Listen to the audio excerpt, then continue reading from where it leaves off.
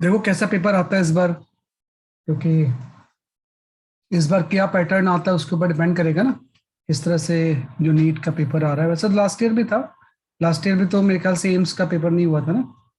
वो second time है जब एम्स के बिना एक यूनिफाइड पेपर होने जा रहा है नीट का। तो नेक्स्ट वीक तक क्लियर भी हो जाएगा किस लेवल का पेपर आ रहा है। वैसे फर्क नहीं पड़ता है, ईयर टू ईयर वेरी करता है, तो हम किसी पास्ट ईयर से कोई कंपेयर नहीं कर सकते ऐसे। हर साल की अपनी अलग डायनेमिक्स होती है ना, तो इसलिए उसका है नहीं भाई। क्वेश्चंस तो एक ही जैसे आते हैं, बस वो थोड़ा सा लेवल ऑफ क्वेश्चंस का डिफरेंस होता है। किसी ईयर किसी सब्जेक्ट में इजी आ जाएगा, किसी में टफ आ जाएगा, तो उसके अकॉर्डिंग फिर वो होता है। चलो, है ना। तो आज का जो आपका टॉपिक है ना, कि लास्ट क्लास में हमने कवर किया था हाइगन्स प्रिंसिपल के बारे में, और आज का जो आपका टॉपिक है, आज हम पढ़ेंगे इंटरफेरेंस ऑफ लाइट, है ना। Mainly we are going to study the interference of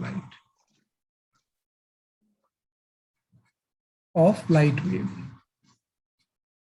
है ना। ये आपका टॉपिक है कि भाई लाइट वेव में इंटरफेरेंस का कंसेप्ट जो है वो हम किस तरह से बेसिकली आपका डिफाइन करें, है ना। तो वन बाय वन मैं थोड़ा सा आता हूँ, क्योंकि अभी लाइट वेव जो होती है इलेक्ट्रोमैग्नेटिक वेव होती है ना, तो थोड़ा सा आपको इलेक्ट्रोमैग्नेटिक वेव का एक एलिमेंट्री नॉलेज होना चाहिए।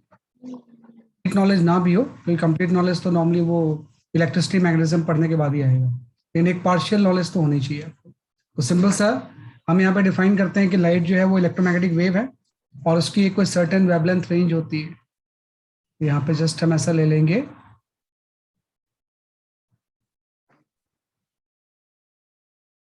है ना, कि भाई वन बाय वन अगर हम देखें तो जस्ट हम इसको इस तरह से डिफाइन करेंगे कि light is an electromagnetic wave. Light is an electromagnetic wave.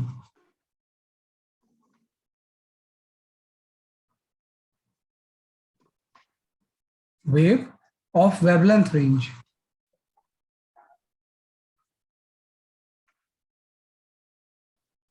Wavelength range 350 to 700 nanometre, nanometre to 700 nanometre. ये तो होता है कि भाई मैक्सवेल ने भी प्रूव किया इसको, और हाइगन्स ने भी जो वेव थ्योरी, इस सब का वही था कि light is an electromagnetic wave of wavelength range this, है ना। इलेक्ट्रोमैग्नेटिक वेव की तो और भी बहुत सारी होती हैं। लाइट उसका जस्ट एक इस पर विंडो है, कि एक उसका छोटा सा विंडो जो होता है वो लाइट होता है, जिसके के लिए आपकी आई सेंसिटिव है। Otherwise infrared, ultraviolet, electromagnetic spectrum में तो और भी चीजें आती हैं, है ना। तो light is an electromagnetic wave of wavelength range this. और आपने बोला अगर ये इलेक्ट्रोमैग्नेटिक वेव है, तो जो भी वेव के फिनोमेना आपने साउंड में पढ़े थे वो सारे इसमें एप्लीकेबल होंगे, है ना। कि इसमें भी डॉपलर इफेक्ट होना चाहिए, इसमें भी इंटरफेरेंस होना चाहिए, और होते हैं इनफैक्ट। लाइट का भी डॉपलर इफेक्ट होता है, और लाइट का इंटरफेरेंस तो हम पढ़ ही रहे हैं आज। तो पहले थोड़ा सा हम इलेक्ट्रोमैग्नेटिक वेव की नॉलेज ले लेते हैं कि इलेक्ट्रोमैग्नेटिक वेव होती क्या है। तो जब भी आप इलेक्ट्रोमैग्नेटिक वेव को डिफाइन करोगे ना, तो सिंपल सा इलेक्ट्रोमैग्नेटिक वेव की ये डेफिनेशन होती है। इलेक्ट्रोमैग्नेटिक वेव, है ना, is time varying, is time varying electric and magnetic field, electric and magnetic field, है ना। कि ये आपकी time varying electric and magnetic field होती है, कि ऐसी इलेक्ट्रिक एंड मैग्नेटिक फील्ड जो टाइम के साथ चेंज होती है। Time varying electric and magnetic field which regenerate each other,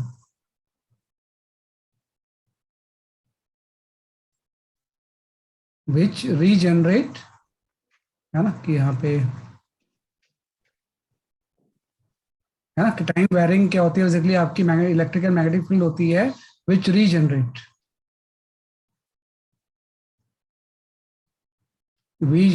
each other, है ना, एक दूसरे को रीजनरेट करती है, and propagate in space,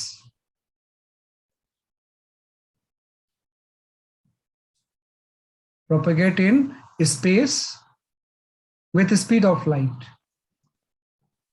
with speed of light, है ना, and it is produced by accelerating charge, and it is produced by,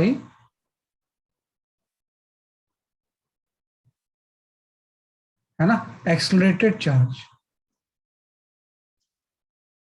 accelerated charge, ये आपका होता है, राइट। तो इलेक्ट्रोमैग्नेटिक वेव का कंसेप्ट ये हो गया कि electromagnetic wave is a time varying electric and magnetic field which regenerate each other and propagate in the space with the speed of light and it is produced by the accelerated charge। तो आप ध्यान रखना कि वही बात है ना कि जब हम बात करते थे स्टेशनरी चार्ज की, कि कोई भी चार्ज जब रेस्ट पे होगा तो स्टेशनरी चार्ज हमेशा अपने सराउंडिंग में इलेक्ट्रिक फील्ड प्रोड्यूस करता है। स्टेशनरी चार्ज क्या प्रोड्यूस कर रहा है? इलेक्ट्रिक फील्ड, जो कि आपने पूरा इलेक्ट्रोस्टैटिक्स से ही पढ़ा था। ऐसे ही आपका अगर कोई मूविंग चार्ज है, what moving charge will produce? अगर चार्ज किसी यूनिफॉर्म स्पीड से मूव कर रहा है, ये क्या प्रोड्यूस करेगा? ये इलेक्ट्रिक फील्ड तो प्रोड्यूस करता ही है, मैग्नेटिक फील्ड भी प्रोड्यूस करता है। ये प्रोड्यूस करता है इलेक्ट्रिक। ऐसे नहीं कि चार्ज मूव करने लगा तो उसने मैग्नेटिक फील्ड प्रोड्यूस नहीं किया है ना, कि इलेक्ट्रिक फील्ड तो करते ही है as well as magnetic field भी करता है। Electric and magnetic field, magnetic field, है ना। तो वही बात है कि अगर स्टेशनरी चार्ज है तो इलेक्ट्रिक फील्ड, मूविंग चार्ज है तो इलेक्ट्रिक एंड मैग्नेटिक फील्ड। अगर कोई एक्सलेटेड चार्ज है, कि ऐसा कोई भी चार्ज जिसकी इसकी मतलब एक्सलेशन हो रहा है, एक्सलेटेड चार्ज, तो एक्सलेटेड चार्ज ही दोनों प्रोड्यूस करेगा और वो electric and magnetic field time के साथ चेंज होगी। तो जब इलेक्ट्रिक फील्ड और मैग्नेटिक फील्ड टाइम के साथ चेंज होती है तो उसी को हम बोलते हैं इलेक्ट्रोमैग्नेटिक वेव, है ना, कि this is known as a electromagnetic wave.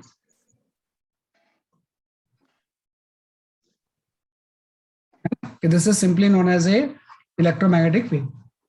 हाँ, तो वही चीज है कि इलेक्ट्रोमैग्नेटिक वेव हमेशा वो किसी एक्सलेटेड चार्ज की वजह से होगी, और वो होगा क्या? Electric and magnetic field time varying होंगे, जो कि स्पीड ऑफ लाइट से आगे प्रोपोगेट होंगे।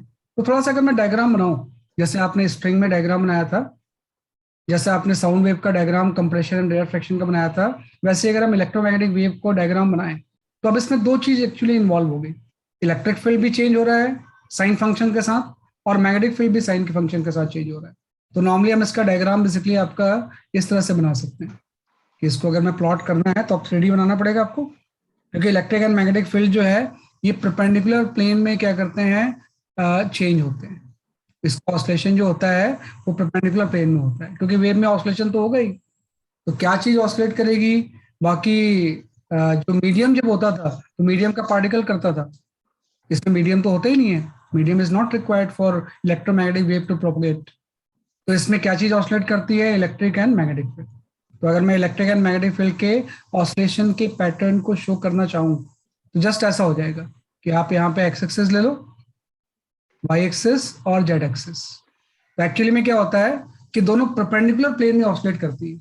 इलेक्ट्रोमैग्नेटिक वेव जो होती है इससे ट्रांसवर्स वेव, है ना, कि भाई इलेक्ट्रोमैग्नेटिक वेव लॉन्गिट्यूडनल नहीं होती है, बाद में पोलराइजेशन इसको प्रूव भी करता है। इलेक्ट्रोमैग्नेटिक वेव, है ना, इस ट्रांसवर्स वेव, ट्रांसवर्स वेव होती है ना। तो ट्रांसवर्स वेव का मतलब जो भी ऑसिलेशन होगा वो वेव की डायरेक्शन के परपेंडिकुलर होता है ना। तो क्या होता है, जैसे इलेक्ट्रिक फील्ड के ऑसिलेशन का अगर मैं साइन फंक्शन का ग्राफ बनाऊं तो मैं ऐसा बना सकता हूँ। इलेक्ट्रिक फील्ड के साइन फंक्शन का जो ग्राफ होगा वो आपका ऐसा हो गया कि भाई एक्स वाई प्लेन में इलेक्ट्रिक फील्ड ऑसिलेट कर रही है ऐसे साइन फंक्शन से। मतलब इलेक्ट्रिक फील्ड का जो एम्पलीट्यूड है वो कंटिन्यूसली क्या हो रहा है, बेसिकली आपका चेंज हो रहा है। और ऐसा सारा कुछ हो रहा है किसी एक्स वाई प्लेन में, है ना, कि एक्स वाई प्लेन में इलेक्ट्रिक फील्ड क्या कर रही है, बेसिकली आपकी साइन फंक्शन से चेंज हो रही है। और इसके चेंज का जो एम्पलीट्यूड है वो आप सपोज ले लो ई नॉट है। कि चेंज का जो एम्पलीट्यूड है वो कितना है, आपका ई नॉट है। तो इसको अगर मैं एज ए इक्वेशन लिखना चाहूँ, कि अगर आप लिखना चाहो कि equation of electromagnetic wave, equation of electromagnetic wave, जैसे हर वेव का आपने इक्वेशन जो लिखा था वैसे हम इलेक्ट्रोमैग्नेटिक वेव का इक्वेशन लिखे तो हम लिख सकते हैं इलेक्ट्रिक फील्ड के फॉर्म में। इलेक्ट्रिक फील्ड में ऑसिलेशन वाई एक्सिस के अलॉन्ग हो रहा है, वाई तो चेंज हो रहा है इसमें। तो यहाँ पे आपका आ गया ई वाई इक्वल टू आपका हो जाएगा ई नॉट इंटू साइन के एक्स माइनस ओमेगा टी। बस हो गया कि भाई सारी चीजें सेम है, बस यहाँ पे जैसे पहले आप पढ़ते थे वाई एंड ए था, प्रेशर का चेंज होता था, अब इलेक्ट्रिक फील्ड ऑसिलेट कर रही है। तो इलेक्ट्रिक फील्ड का कॉन्सेप्ट ऐसा होगा, लेकिन इसमें मैग्नेटिक फील्ड भी चेंज होती है। तो जो मैग्नेटिक फील्ड चेंज होगी, अगर हो रहा है ये आपका एक्सजेट प्लेन में होता है। तो मैग्नेटिक फील्ड का चेंज आपका इस तरह से आ जाएगा कि मैग्नेटिक फील्ड का जो ऑसिलेशन होगा वो किस में होगा, बेसिकली आपके एक्सजेट प्लेन में। तो जो मैग्नेटिक फील्ड ऑसिलेट करेगी वो इसके परपेंडिकुलर प्लेन, तो ये आपका जो ऑसिलेट कर रही है वो आपकी एक्सजेट प्लेन में करेगी ऐसे। इसका जो ऑसिलेशन होगा वो किस में होगा, बेसिकली आपके एक्सजेट प्लेन में, है ना। और मैग्नेटिक फील्ड का भी इक्वेशन मैं लिख सकता हूँ कि जो मैग्नेटिक फील्ड का जो एम्पलीट्यूड हो जाएगा,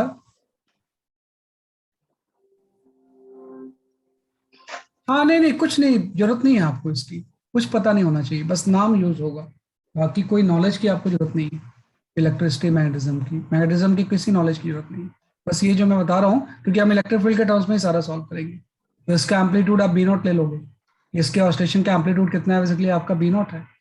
तो अगर मैं इसी चीज को मैग्नेटिक फील्ड को लिखना चाहूँ, तो आप देखो अब ये जो इस तरह से ऑसिलेट हो रहा है तो जेड चेंज हो रहा है ना, तो हम यहाँ पे बी जेड लिख देंगे। बी जेड इक्वल टू आपका हो जाएगा बी नॉट, बाकी सारी चीज सेम, साइन के एक्स माइनस क्या हो जाएगा, ओमेगा टी हो जाएगा। जो ब्लैक लाइन है वो इलेक्ट्रिक फील्ड के ऑसिलेशन का पैटर्न है, और जो रेड लाइन है वो आपके मैग्नेटिक फील्ड का है ना, कि मैग्नेटिक फील्ड इसमें क्या हो रहा है, बेसिकली आपका ऑसिलेट कर रहा है बेटा, वेव जैसे वेव का साइन कर्व होता है ना, तो साइन कर्व की इक्वेशन इसके अकॉर्डिंग ऐसे ही तो बनेगा, तो इलेक्ट्रिक फील्ड ऐसे ऑसिलेट कर रहा है, और उसके परपेंडिकुलर डायरेक्शन में उसके जो, अभी मैं माइक ऑन ऑफ करता हूँ,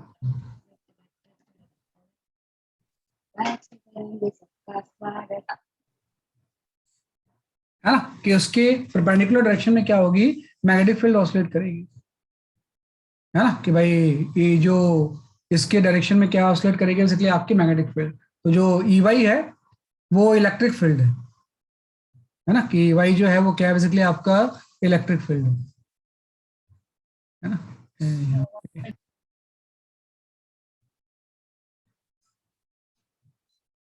this E Y is the electric field,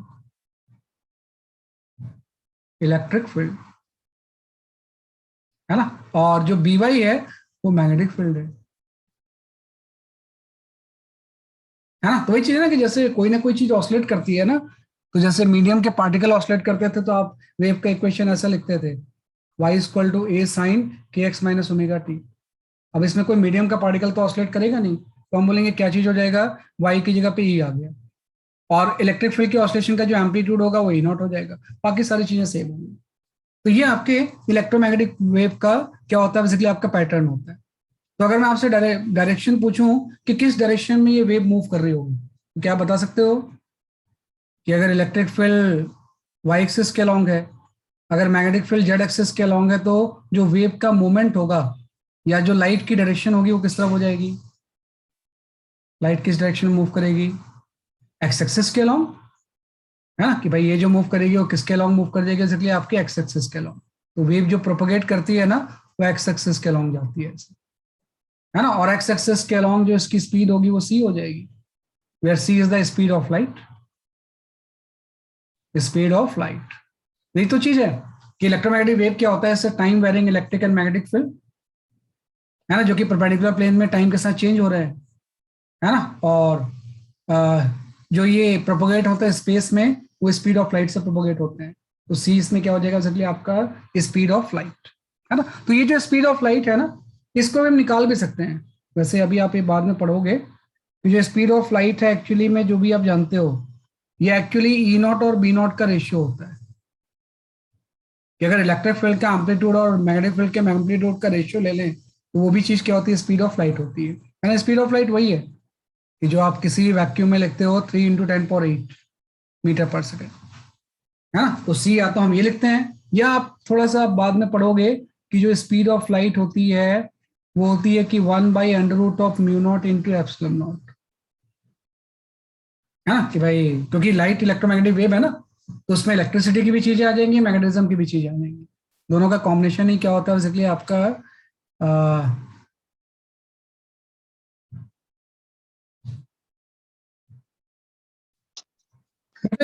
होता है लाइट का जो इलेक्ट्रिक मैग्नेटिक फील्ड का जो ऑसिलेशन होता है ना, वो परपेंडिकुलर प्लेन में ऑसिलेट करती है, कि अगर electric field X Y plane में कर रही है तो मैग्नेटिक फील्ड जो होती है वो आपकी एक्जेक्ट प्लेन में करती है। और स्पीड ऑफ लाइट को हम यहाँ से निकाल सकते हैं। ये इलेक्ट्रिक फील्ड के एम्पलीट्यूड और मैग्नेटिक फील्ड के एम्पलीट्यूड का रेशियो होता है। यहाँ हम सी इक्वल टू ये लिख सकते हैं, mu naught into epsilon not. तो एप्सिलॉन नॉट तो आपने इलेक्ट्रोस्टैटिक्स में पढ़ा ही है, ये आपका होता है परमिटिविटी, है ना, कि ये जो चीज होती है क्या होती है बेसिकली आपकी परमिटिविटी। और जो आपका म्यू नॉट होता है ये आपकी होती है परमिएबिलिटी। आप ये मैग्नेटिज्म में पढ़ोगे अभी आप, तो अभी आपको इसको बहुत ज्यादा जानना नहीं, बस याद रखना है कि भाई इलेक्ट्रिक फील्ड और मैग्नेटिक फील्ड परपेंडिकुलर प्लेन में ऑसिलेट करते हैं किसी भी इलेक्ट्रोमैग्नेटिक वेव में, और लाइट किसी ये वेव जो है वो सी स्पीड से आगे जाती है। और सी की वैल्यू या तो आप लिख दो ई नॉट बाई बी नॉट, या आप ये लिख दो, या आप के और ओमेगा के टर्म्स में भी लिख सकते हो। भाई स्पीड ऑफ लाइट को हम ये भी तो लिख सकते हैं, किसी वेव की वेलोसिटी ओमेगा बाई के होती है तो सी इक्वल टू ओमेगा बाई के भी हो जाएगा, या लैम्डा इंटू एफ हो जाएगा। तो बात एक ही है कि भाई इन जनरल किसी वेव की स्पीड क्या होती है, ओमेगा बाई के या वेवलेंथ इंटू फ्रीक्वेंसी। लेकिन अगर हम स्पेसिफिक लिखना चाहें तो या तो आप ई नॉट और बी नॉट का रेशियो लिखोगे, या इस टर्म्स में भी लिख सकता है वैसे, ये एप्सिलॉन नॉट हो जाएगा परमिटिविटी कांस्टेंट और ये हो जाएगा परमिएबिलिटी कांस्टेंट, जो कि हम मैग्नेटिज्म में यूज करते हैं, राइट। तो जस्ट आपका मेन चीज वही है कि आपको एक इक्वेशन चाहिए थी फर्दर पढ़ने के लिए कि भाई जो लाइट अगर इलेक्ट्रोमैग्नेटिक वेव है तो उस इलेक्ट्रोमैग्नेटिक वेव का इक्वेशन क्या होगा। तो इक्वेशन दो फॉर्म में होगा, इलेक्ट्रिक या मैग्नेटिक फील्ड के फॉर्म में, तो हम किसी एक को चूज कर लेंगे। ज्यादा कन्वीनियंट होता है कि आप इलेक्ट्रिक फील्ड वाले को चूज कर लें, वैसे आप मैग्नेटिक फील्ड को भी चूज कर सकते थे, इसको चूज कर लेते कि जब भी इलेक्ट्रोमैग्नेटिक वेव का कोई इक्वेशन बोलेगा तो हम इक्वेशन इलेक्ट्रिक फील्ड के फॉर्म में लिख देंगे, है ना। अदरवाइज आप मैग्नेटिक फील्ड भी लिख सकते थे।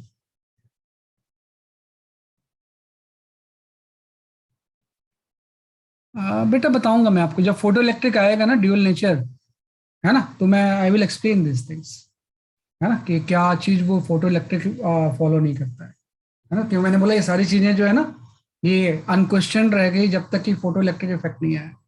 तो ये इक्वेशन आप इसमें चूज कर लोगे कि जो भी फर्दर रेफरेंस होगा हम इस इक्वेशन के अकॉर्डिंग करेंगे। This is the equation of the electromagnetic wave, है ना, क्योंकि ये सारा जो है ना ये सब जो थ्योरी है ना, it has been given by the Maxwell, है ना, कि Maxwell was the great scientist, है ना, कि जेम्स क्लार्क मैक्सवेल ने ही दिया था सारा कुछ, है ना, कि मैक्सवेल की ही मतलब मैक्सवेल ने इतना जबरदस्त काम किया ना कि मतलब आप देखो अभी आप पढ़ रहे होते इलेक्ट्रोस्टैटिक्स, है ना, कि थोड़ा सा मैं मैक्सवेल का अगर कंट्रीब्यूशन बताऊं, पहले आप इसको लिख लो, बड़ी इंटरेस्टिंग चीज है वो। सर हाँ ये तो आपने बनाई है वेव रेड और ब्लैक से, तो आपने उसमें ये शो किया है कि जो ब्लैक वाली है वो एक्स वाई में है और जो रेड वाली है वो किस प्लेन में है। वो वाईजेड प्लेन में है, एक्सजेड प्लेन में है, ऐसा मतलब वो परपेंडिकुलर है। परपेंडिकुलर है, परपेंडिकुलर है। जो ये चीज वैरी कर रही है वो एक्सजेड प्लेन में कर रही है। ये जो ये वाला ऑस्लेशन हो रहा है ई वाई वाला, ये आपका एक्स वाई प्लेन में हो रहा है ना, ये जो ऑस्लेशन हो रहा है वो एक्स वाई प्लेन है, और ये आपका जो है इसके परपेंडिकुलर है, ये आपका एक्सजेड प्लेन में है। और इन दोनों के परपेंडिकुलर लाइट मूव कर रही है, दैट इज एक्स एक्सिस के अलोंग। इन दोनों की परपेंडिकुलर डायरेक्शन में क्या चीज मूव कर रही है, बेसिकली आपकी लाइट मूव कर रही है। ये आपका आ गया।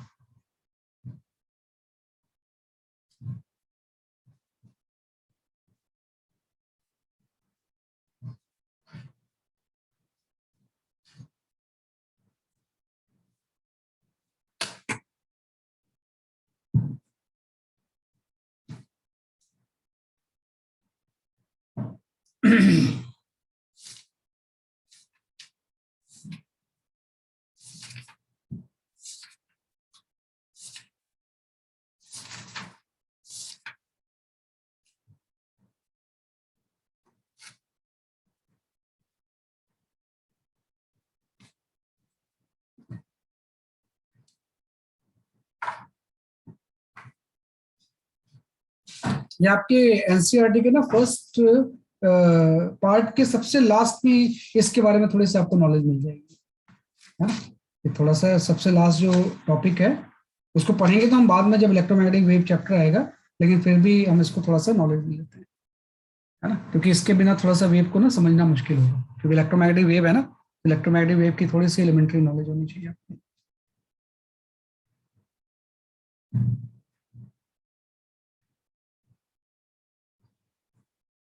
ठीक है, ये आपका गया। अब मैक्सवेल ने क्या किया ना, आपको थोड़ा सा अजीब सा लगेगा अभी, कि अभी आप बहुत दिन से इलेक्ट्रोस्टैटिक्स पढ़ रहे हो, है ना, फिर आपने कैपेसिटर स्टार्ट कर लिया, आप करंट पढ़ोगे, करंट के बाद मैग्नेटिज्म पढ़ोगे, फिर मैग्नेटिज्म के बाद इलेक्ट्रोमैग्नेटिक इंडक्शन आ जाएगा, है ना। तो इस पूरे प्रोसेस में कुछ 4-5 महीने लग जाएंगे आपको, ज्यादा भी लग सकते हैं, है ना। तो मैक्सवेल ने बोला आपने जो पूरा एनसीईआरटी 1 पढ़ा है, 4-5 महीने 6 महीने पढ़ के, एक्चुअली में you have studied only 4 equations, है ना। कि मैक्सवेल ने जस्ट ये बोला कि आपने जो भी 4-5 महीने मेहनत करके चीज पढ़ी है, वो जस्ट आपने 4 इक्वेशंस ही पढ़े। मेरे जल्दी लिख लो। सर ये फर्स्ट स्लाइड था ना, हाँ ये फर्स्ट स्लाइड है। Interference of light wave. हाँ फर्स्ट स्लाइड है।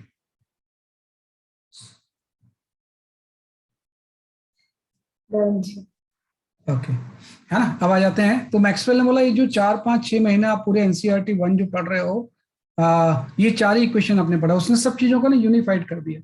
मैक्सवेल का बहुत बड़ा कंट्रीब्यूशन ये था कि has unified electricity, magnetism and optics. वही बोला आपने 12th में जो है ना, पूरा यही चीज पढ़ाई है आपने, 4 इक्वेशन पढ़ा है ना। और एक बस एक्स्ट्रा चीज है जो मॉडर्न फिजिक्स है, तो यहाँ पे थोड़ा सा हम पढ़ते हैं मैक्सवेल 4 इक्वेशंस, उसी को हम बोलते हैं मैक्सवेल्स इक्वेशन, है ना। मतलब इतना बड़ा साइंटिस्ट है कि इसने पूरी एक बहुत बड़ी ब्रांच को 4 इक्वेशंस में समराइज कर दिया, और उसने बोला ऑप्टिक्स भी इसी में आ गई भाई, है ना। और बाद में इसी के वर्क को फर्दर प्रोपगेट करके आइंस्टाइन की थ्योरी ऑफ रिलेटिविटी भी आती है, कहीं ना कहीं मैक्सवेल के वर्क से ही वो इंस्पायर्ड है। तो उसने बोला कि भाई ये चीज तो हम जानते ही हैं कि मैक्सवेल की फर्स्ट इक्वेशंस में गॉस लॉ आ जाएगा। गॉस लॉ आपने पढ़ा था कि closed integral of E dot D ए जो होता है ना, इसकी जो वैल्यू होती है वो आपकी क्यू बाई एप्सिलॉन नॉट होती है ना। This is the Gauss law, Gauss law of electrostatics. Just मैं लिख दे रहा हूं, आपको अभी इसको समझने की जरूरत नहीं है ना। कि गॉस लॉ ऑफ क्या हो जाएगा, इसलिए आपका इलेक्ट्रिसिटी आ गया, इलेक्ट्रोस्टैटिक्स नहीं बोलना सही रहेगा, गॉस लॉ ऑफ इलेक्ट्रिसिटी आप लिख लो इसे आप, this is your Gauss law of electricity, है ना। कि गॉस लॉ बेसिकली आपका इलेक्ट्रिसिटी,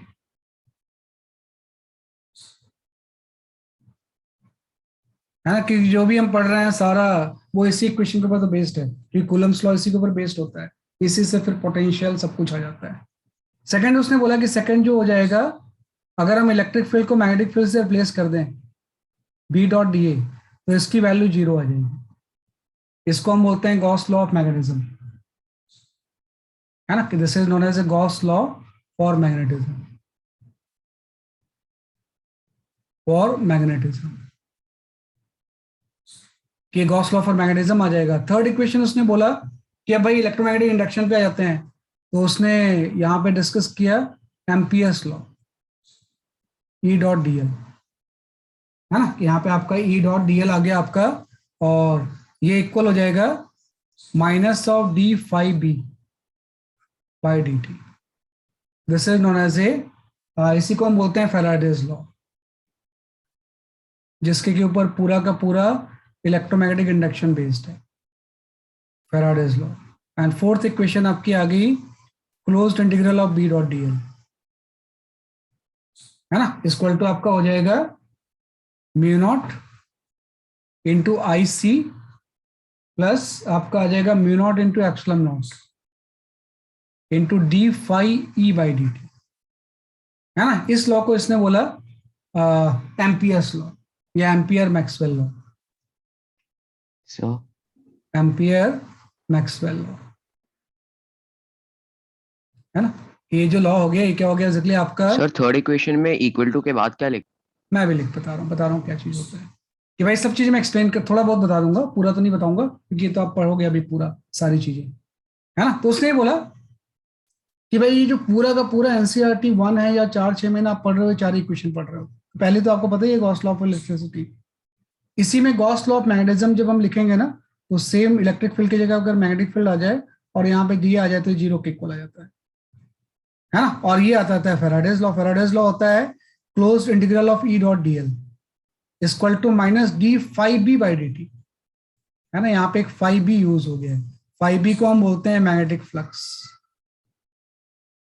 मैग्नेटिक फ्लक्स।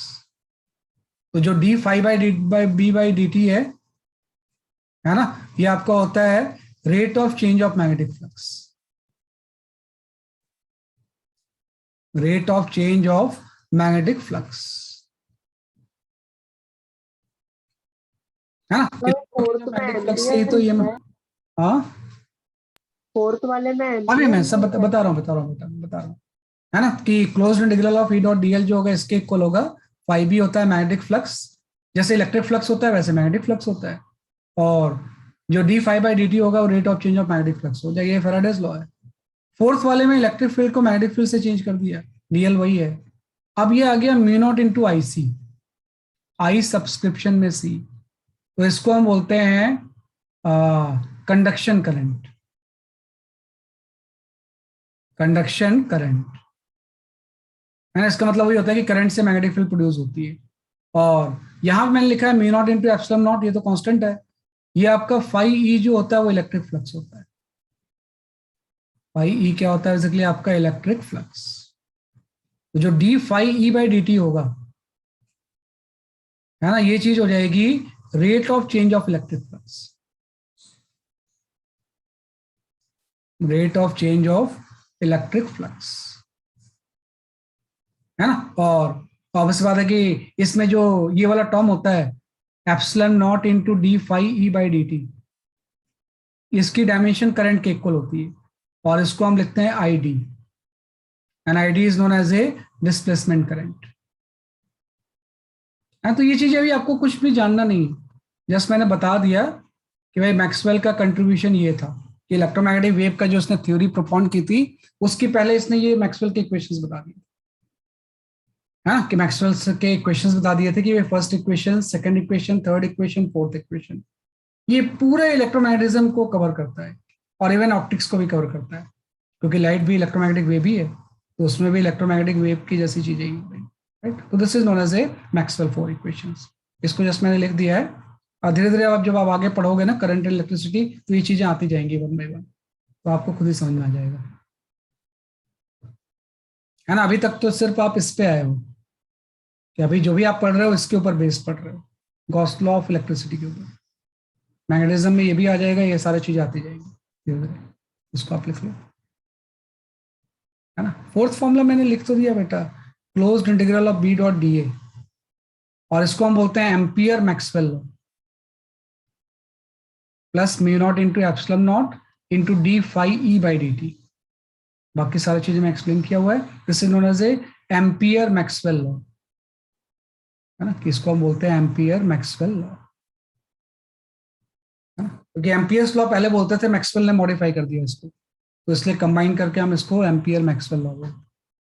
भाई पूरे के पूरे इलेक्ट्रिसिटी, मैग्नेटिज्म एंड ऑप्टिक्स में यही चार लॉ हैं, इसके अलावा कोई दूसरा लॉ नहीं है, बाकी इसी से डिराइव होते हैं, बेसिक फंडामेंटल लॉ यही है। सर बताओ वो थर्ड इक्वेशन क्या लिखा आपने मैक्सवेल इक्वेशन के नीचे?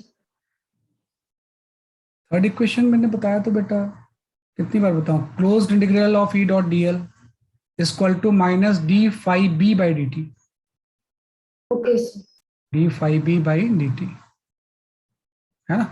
हाँ, सारे इक्वेशंस से मैक्सवेल लॉ बना है, बिल्कुल सही, मैक्सवेल के इक्वेशन से आ गया, है ना। तो जो फाइव बी है मैग्नेटिक फ्लक्स है, D phi by D T, ये है सारा चीज राइट हैंड साइड पे एक्सप्लेन ये आता है। वैसे अभी इसको जानना नहीं आपने, जस्ट मैंने एक चीज आई तो बता दिया मैंने, है ना। तो आपका अब हम आ जाते हैं मेन जो आपको काम करना है, that is the interference of the electromagnetic wave.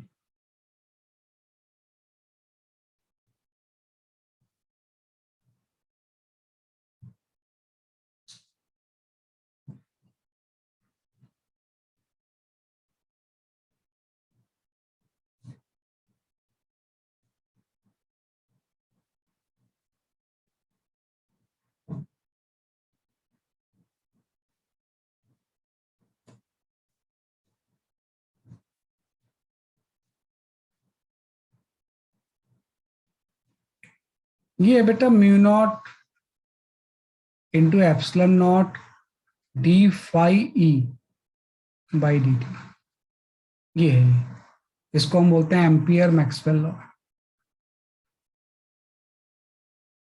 Ampere Maxwell law, ये हम बोलते हैं, this is known as Ampere Maxwell law, है ना, ये आपका आएगा इसमें से।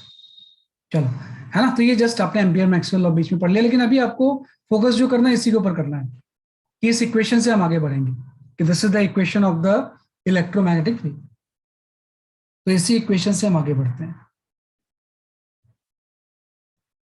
है ना। तो हम आ जाते हैं, that is the interference of light, जो आपका टॉपिक है मेन, आपका यही पढ़ना है आपने, that is your interference of light, है ना। तो इंटरफेरेंस की डेफिनेशन हम जानते ही हैं कि इंटरफेरेंस को जब आप डिफाइन करोगे तो इंटरफेरेंस की डेफिनेशन साउंड जैसे ही है कि व्हेन टू कोहेरेंट वेव, है ना, कि सेम साउंड जैसी ही है ये,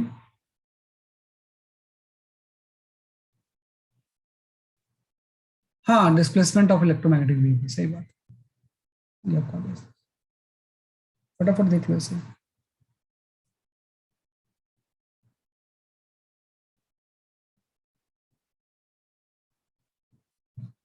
है ना।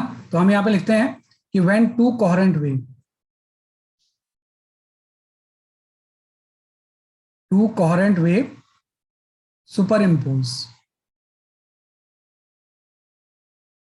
है ना, कि दो कोहेरेंट वेव जब सुपर इम्पोज होगी then redistribution of intensity takes place.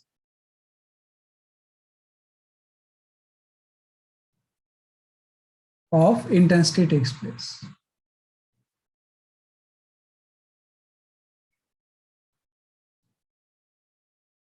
Please, है ना, फिनोमेना कॉल्ड एज ए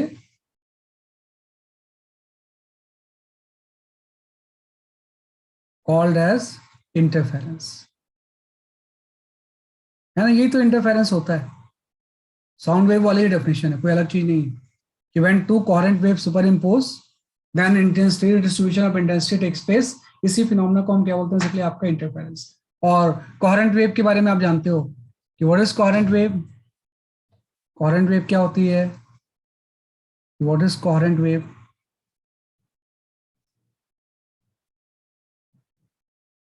है ना, क्या होता है कोहेरेंट वेव आपका, हाँ, सेम सोर्स, बिल्कुल सही बोला इन्होंने, सेम सोर्स, डायरेक्टली मतलब हो जाएगा कि wave of same frequency and constant phase difference, कि कोहेरेंट वेव होती है कि वेव ऑफ सेम फ्रीक्वेंसी, है ना, and constant phase difference, and constant phase difference, कि ऐसी वेव जिसकी की फ्रीक्वेंसी सेम हो और उसका फेज डिफरेंस कांस्टेंट हो, है ना, उसी को हम क्या बोलते हैं, इसलिए आपका कोहेरेंट वेव, है ना। सोर्स भी कॉमन सोर्स से आनी चाहिए ना, क्या चीज, wave should come from a common source में। हाँ बिल्कुल सही, कॉमन सोर्स से आना चाहिए, two coherent wave superimpose then redistribution है ना। तो सिंपल सा है कि कोहेरेंट वेव का मतलब हो जाएगा कि wave should have same source, है ना, कि सिंपल सा हम बोलते हैं कोहेरेंट का मतलब ये हो जाएगा indirectly wave should come from same source, come from same source, अगर सेम सोर्स से वे दो वेव आ रही है तो कोहेरेंट ही होती है, वो उसकी फ्रीक्वेंसी तो सेम होगी क्योंकि सोर्स सेम है, और जो भी एक में चेंज होगा दूसरे में भी चेंज वही हो जाएगा, तो फेज डिफरेंस हमेशा क्या रहेगा, कांस्टेंट रहेगा, कि भाई जो भी फेज डिफरेंस है, अगर पाई है तो पाई कांस्टेंट रहेगा, अगर जीरो है तो जीरो कांस्टेंट रहेगा, अगर पाई बाई टू है तो पाई बाई टू कांस्टेंट रहेगा। तो वेव जब सेम सोर्स से आती है तो वही क्या होती है, कोहेरेंट होती है। तो वैसे इंटरफेरेंस तो किसी भी दो वेव का हो सकता है, लेकिन वो इंटरफेरेंस सस्टेनेबल या स्टडी तभी होगा जब कोहेरेंट वेव होगी, जब उसको कोहेरेंट वेव होगी तभी हम इंटरफेरेंस की बात करते हैं, है ना। तो अब यहाँ पे सेम साउंड जैसे ले लेते हैं कि जैसे मैंने बोला यहाँ पे एक सोर्स ऑफ साउंड S1 है, सोर्स ऑफ लाइट S1 है और एक दूसरी लाइट S2 है ना, हम मानते हैं कि ऐसा एज्यूम कर लेना है कि दोनों कोहेरेंट है, कहीं अल्टीमेटली सोर्स दोनों का सेम है, तो एक आपका S1 हो गया, दूसरा क्या आ गया, इसलिए आपका S2 आ गया। सर कोहेरेंट एक कंपैरेटिव क्वांटिटी है ना, कोहेरेंट क्या है बेटा, कोहेरेंट एक कंपैरेटिव क्वांटिटी है ना, मतलब वो दो वेव्स के बीच में कंपेयर कर सकते हाँ, दो वेव के बीच में, वो बिल्कुल सही है, कैसे बिल्कुल बोलेंगे? सही है। कोहेरेंट वेव्स होती हैं, है ना, दोनों को कंपेयर कर रहे हैं, ये दो वेव का जब सुपर इम्पोज करेंगे ना, है ना, व्हेन टू कोहेरेंट वेव, ये दो वेव की बात होगी आपकी। तो एक आपने बोला सोर्स S1 है और एक S2 है, और किसी P पॉइंट पे दोनों वेव का सुपरपोजिशन हो रहा है कहीं पे भी, कि भाई यहां से भी लाइट यहाँ पे पहुंची, वेव का मतलब यहाँ पे इनडायरेक्टली लाइट है, S1 सोर्स से लाइट पहुंची और S2 सोर्स से लाइट पहुंच गई है ना। तो ऑब्वियस बात है, जब S1 और S2 से लाइट पहुंचेगी ना, तो यहां से भी लाइट पहुंची आपकी और यहां से भी लाइट पहुंची, तो दोनों का पाथ अलग अलग है, तो हम बोलेंगे दोनों लाइट में एक पाथ डिफरेंस होगा। यहाँ पे कंसेप्ट आ गया एक पाथ डिफरेंस का, पाथ डिफरेंस का। और पाथ डिफरेंस जो होगा, अगर मैं इसको लिख रहा हूँ कि डेल्टा एक्स है, तो डेल्टा एक्स की वैल्यू सिंपल ये हो जाएगी S2P माइनस S1P, कि दोनों का पाथ डिफरेंस बेसिकली आपका ये होगा, है ना। तो अगर मैं दोनों वेव की अब इक्वेशन लिखूं, इसी को तो सुपर इम्पोज आपको करना है, कि हम बोल रहे हैं S1 से जो लाइट पहुंच रही है P पे, अगर यहाँ पे इसकी इंटेंसिटी I1 है, और S2 से अगर P पे लाइट पहुंच रही है, अगर इसकी इंटेंसिटी I2 है, तो जब दोनों सुपर इम्पोज होंगे तो रिजल्टेंट इंटेंसिटी क्या होगी। तो थोड़ा सा मैं के फॉर्म में एनालाइज कर लेता हूँ। तो वैसे फॉर्मूला सेम होगा जो साउंड में आपने पढ़ा है, लेकिन फिर भी मैं इक्वेशन के टर्म्स में लेता हूँ, कि अगर मैं पहले सोर्स से जो लाइट यहाँ पहुंच रही है उसकी इक्वेशन लिख लेता हूँ E1, तो E1 इक्वल टू हो जाएगा E01 into sine KX minus omega T, ये आपका आएगा, है ना। ऑब्वियस बात है कि अगर S1 से P की डिस्टेंस कोई x है, तो ये वाले डिस्टेंस जो होगी वो x प्लस डेल्टा एक्स हो जाएगी ना, क्योंकि दोनों का डिफरेंस तो डेल्टा एक्स है। तो अगर ये डिस्टेंस कोई x आपने लिया है, तो ये वाले distance x plus delta x हो जाएगी। तो जब आप E2 की इक्वेशन लिखोगे, तो इसका एम्पलीट्यूड अलग हो सकता है, E02 हो सकता है, क्योंकि इंटेंसिटी अलग है तो एम्पलीट्यूड भी अलग होगा, इंटू साइन, यहाँ पे k इंटू एक्स नहीं आएगा, बल्कि इसकी पाथ लेंथ बढ़ जाएगी, x प्लस डेल्टा एक्स आ जाएगी माइनस ओमेगा टी, है ना। तो आप देखो, जब दोनों वहां पे पहुंचेंगी तो दोनों का पाथ अलग अलग है, तो फेज डिफरेंस भी आ जाएगा,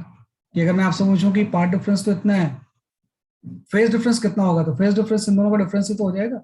इस चीज को मैं ऐसा लिख सकता था कि भाई थोड़ा सा अगर मैं रिशफल करके लिखूं, तो E0 साइन, ये आपका आ जाएगा KX माइनस ओमेगा टी, है ना, plus K into delta x, है ना। तो दोनों में जो फेज डिफरेंस है वो K into delta x type है, तो अगर पाथ डिफरेंस डेल्टा एक्स है, तो हम यहाँ पे फेज डिफरेंस लिख सकते हैं कि इन दोनों में फेज डिफरेंस कितना होगा। तो फेज डिफरेंस की वैल्यू आपकी हो जाएगी K इंटू डेल्टा एक्स, और K की वैल्यू 2 पाई बाय लैम्डा हो जाएगी इंटू डेल्टा एक्स। तो ये आपका फेज डिफरेंस आ गया। तो हम जानते ही हैं कि 2 pi by lambda into delta X ही क्या होता है, फेज डिफरेंस होता है। मतलब जो सेकंड वेव है ना, इसकी इक्वेशन को हम ऐसे लिख सकते हैं, E02 sine KX minus omega T plus phi, where phi क्या हो गया, फेज डिफरेंस आ गया। तो एक इक्वेशन ये आ गई, और सेकंड वेव जो आ गई आपकी इक्वेशन आपकी ये आ गई। इन दोनों को ऐड कर देना सुपर इम्पोज करके, और दोनों में फेज डिफरेंस फाइव है, तो जब सुपर इम्पोज होंगे तो रिजल्टेंट इंटेंसिटी आपको निकालना है। जब ये दोनों सुपर इम्पोज होंगे तो what will be the resultant intensity, उसको आप लिख लो पहले आप।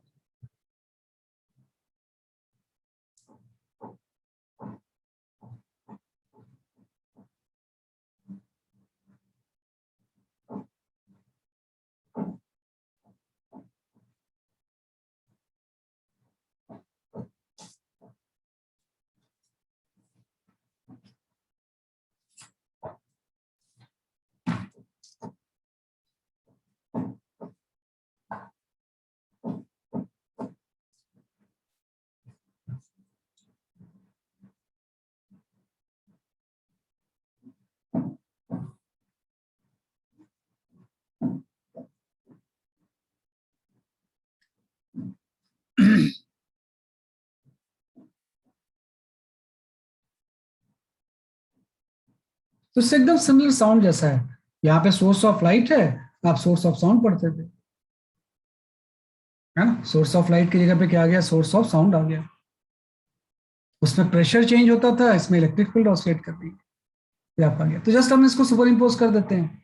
जैसे हम दोनों को सुपर इम्पोज करेंगे तो प्रिंसिपल ऑफ सुपरपोजिशन क्या बोलता है कि दोनों का सिंपल अलजेब्रिक सम हो जाएगा, है ना, कि अगर हम सुपर इम्पोज कर देंगे तो दोनों को कंबाइन करेंगे तो equation of the resultant wave just ऐसी आ जाएगी। अगर हम ये लिखना चाहें कि व्हाट इज द,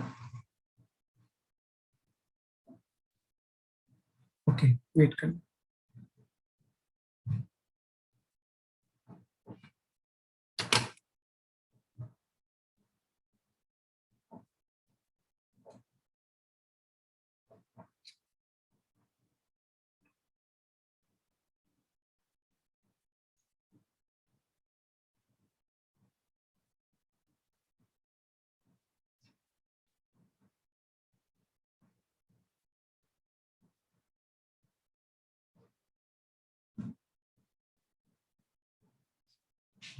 है ना। तो अगर हम सुपर इम्पोज करेंगे तो equation of the resultant wave लिख सकते हैं, रिजल्टेंट वेव। भाई equation of the resultant wave क्या होगा, तो आपको तो सिंपल दोनों का सम हो जाएगा। हम जानते हैं कि रिजल्टेंट वेव का इक्वेशन जो होगा वो जस्ट आपका E1 प्लस E2 हो जाता है ना। और E1 प्लस E2 में इंडिविजुअली आप लिख दो इसे, E नॉट साइन आपका हो जाएगा KX माइनस ओमेगा टी, और प्लस आपका हो जाएगा E naught 2 sine KX plus omega T, sorry KX minus omega T, direction तो दोनों की सेम ही है। तो दोनों को सिंपल आपने सम कर दिया, इसी को हम कंबाइन कर देंगे तो ये आपका आ जाएगा E naught sine KX minus omega T plus alpha हो जाएगा। तो आपका पर्पस यही तो होता है कि E नॉट जो होगा वो amplitude of the resultant wave हो जाएगा। ये जो E नॉट होगा वो ये क्या हो जाएगा, इसलिए आपका एम्पलीट्यूड ऑफ रिजल्टेंट वेव, है ना, कि amplitude of the resultant wave आपका E नॉट हो गया, और जो आपका अल्फा होगा ये phase of the resultant wave हो जाएगा, फेज ऑफ रिजल्टेंट वेव, है ना, कि ये क्या हो जाएगा, इसलिए आपका जस्ट मैंने लिख दिया बेटा, ये जब हम ट्रिग्नोमेट्रिकली इसको सिंप्लीफाई करेंगे तो ये चीज आ जाएगी कि भाई इन दोनों को कंबाइन करेंगे तो वेव की इक्वेशन का फॉर्मेट तो वही रहेगा, बस एम्पलीट्यूड ऑफ E नॉट हो जाएगा। और जो फाई था यहाँ पे फाई भी था आपका, सॉरी यहाँ पे मैंने थोड़ा सा ना एक चीज मिस कर दी कि यहाँ पे जो इक्वेशन था इसमें फाई था आपका KX minus omega T plus phi, है ना। तो जो रिजल्टेंट वेव बनेगी उसकी इक्वेशन में आपका एक फाई भी अल्फा आ जाएगा, इसको कंबाइन करेंगे तो यहाँ पे अल्फा आ जाएगा। अभी E नॉट एंड अल्फा कैसे निकालते हैं ये आपको पता है कि आप इसको ट्रिग्नोमेट्री थोड़ी करते हो, जस्ट हम वेक्टर से कर लेते हैं इससे। इसमें हम क्या यूज कर लेते हैं, बेसिकली आपका वेक्टर मेथड, जैसा आपने साउंड में किया था, सब चीजें एकदम सिमिलर है। इसलिए तो हम मैकेनिकल वेव के तुरंत बाद उसको पढ़ते हैं कि भाई एक इलेक्ट्रिक फील्ड का एम्पलीट्यूड आप ऐसे बना लो और दूसरे इलेक्ट्रिक फील्ड के एम्पलीट्यूड को आप इस तरह से प्लॉट कर लो, तो रिजल्टेंट वेव का जो एम्पलीट्यूड होगा वो इस फॉर्म में हो जाएगा,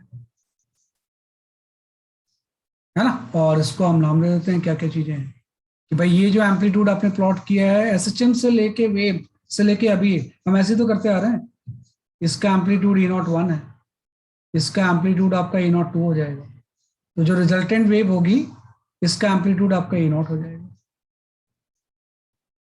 है ना। और E नॉट 1 और E नॉट 2 में फेज डिफरेंस फाई है, तो ये वाला एंगल आपका फाई हो गया, और रिजल्टेंट का फेज जो है वो अल्फा है, ये वाला एंगल अल्फा हो गया।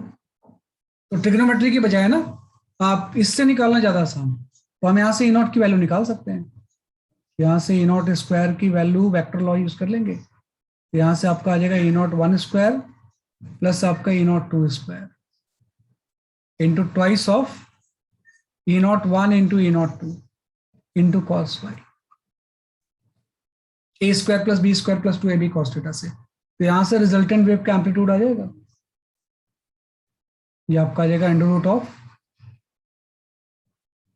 E naught 1 square E naught 2 square plus twice of E naught 1 and E naught 2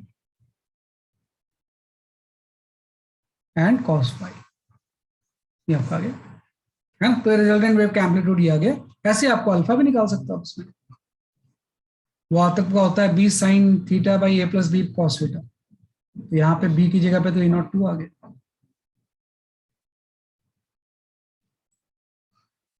into E01 plus E02 cos five, है ना। तो इससे रिजल्टेंट वेव का एम्पलीट्यूड आ जाएगा, यहाँ से अल्फा आ जाएगा, यहाँ पुट कर देंगे, तो यहाँ से पुट करेंगे तो equation of the resultant wave आ जाएगी, है ना। लेकिन लाइट या साउंड में हम एम्पलीट्यूड में उतने इंटरेस्टेड नहीं रहते हैं। इनफैक्ट साउंड में तो थोड़ा बहुत एम्पलीट्यूड का मतलब है भी, क्योंकि एम्पलीट्यूड से लाउडनेस डिसाइड होती है।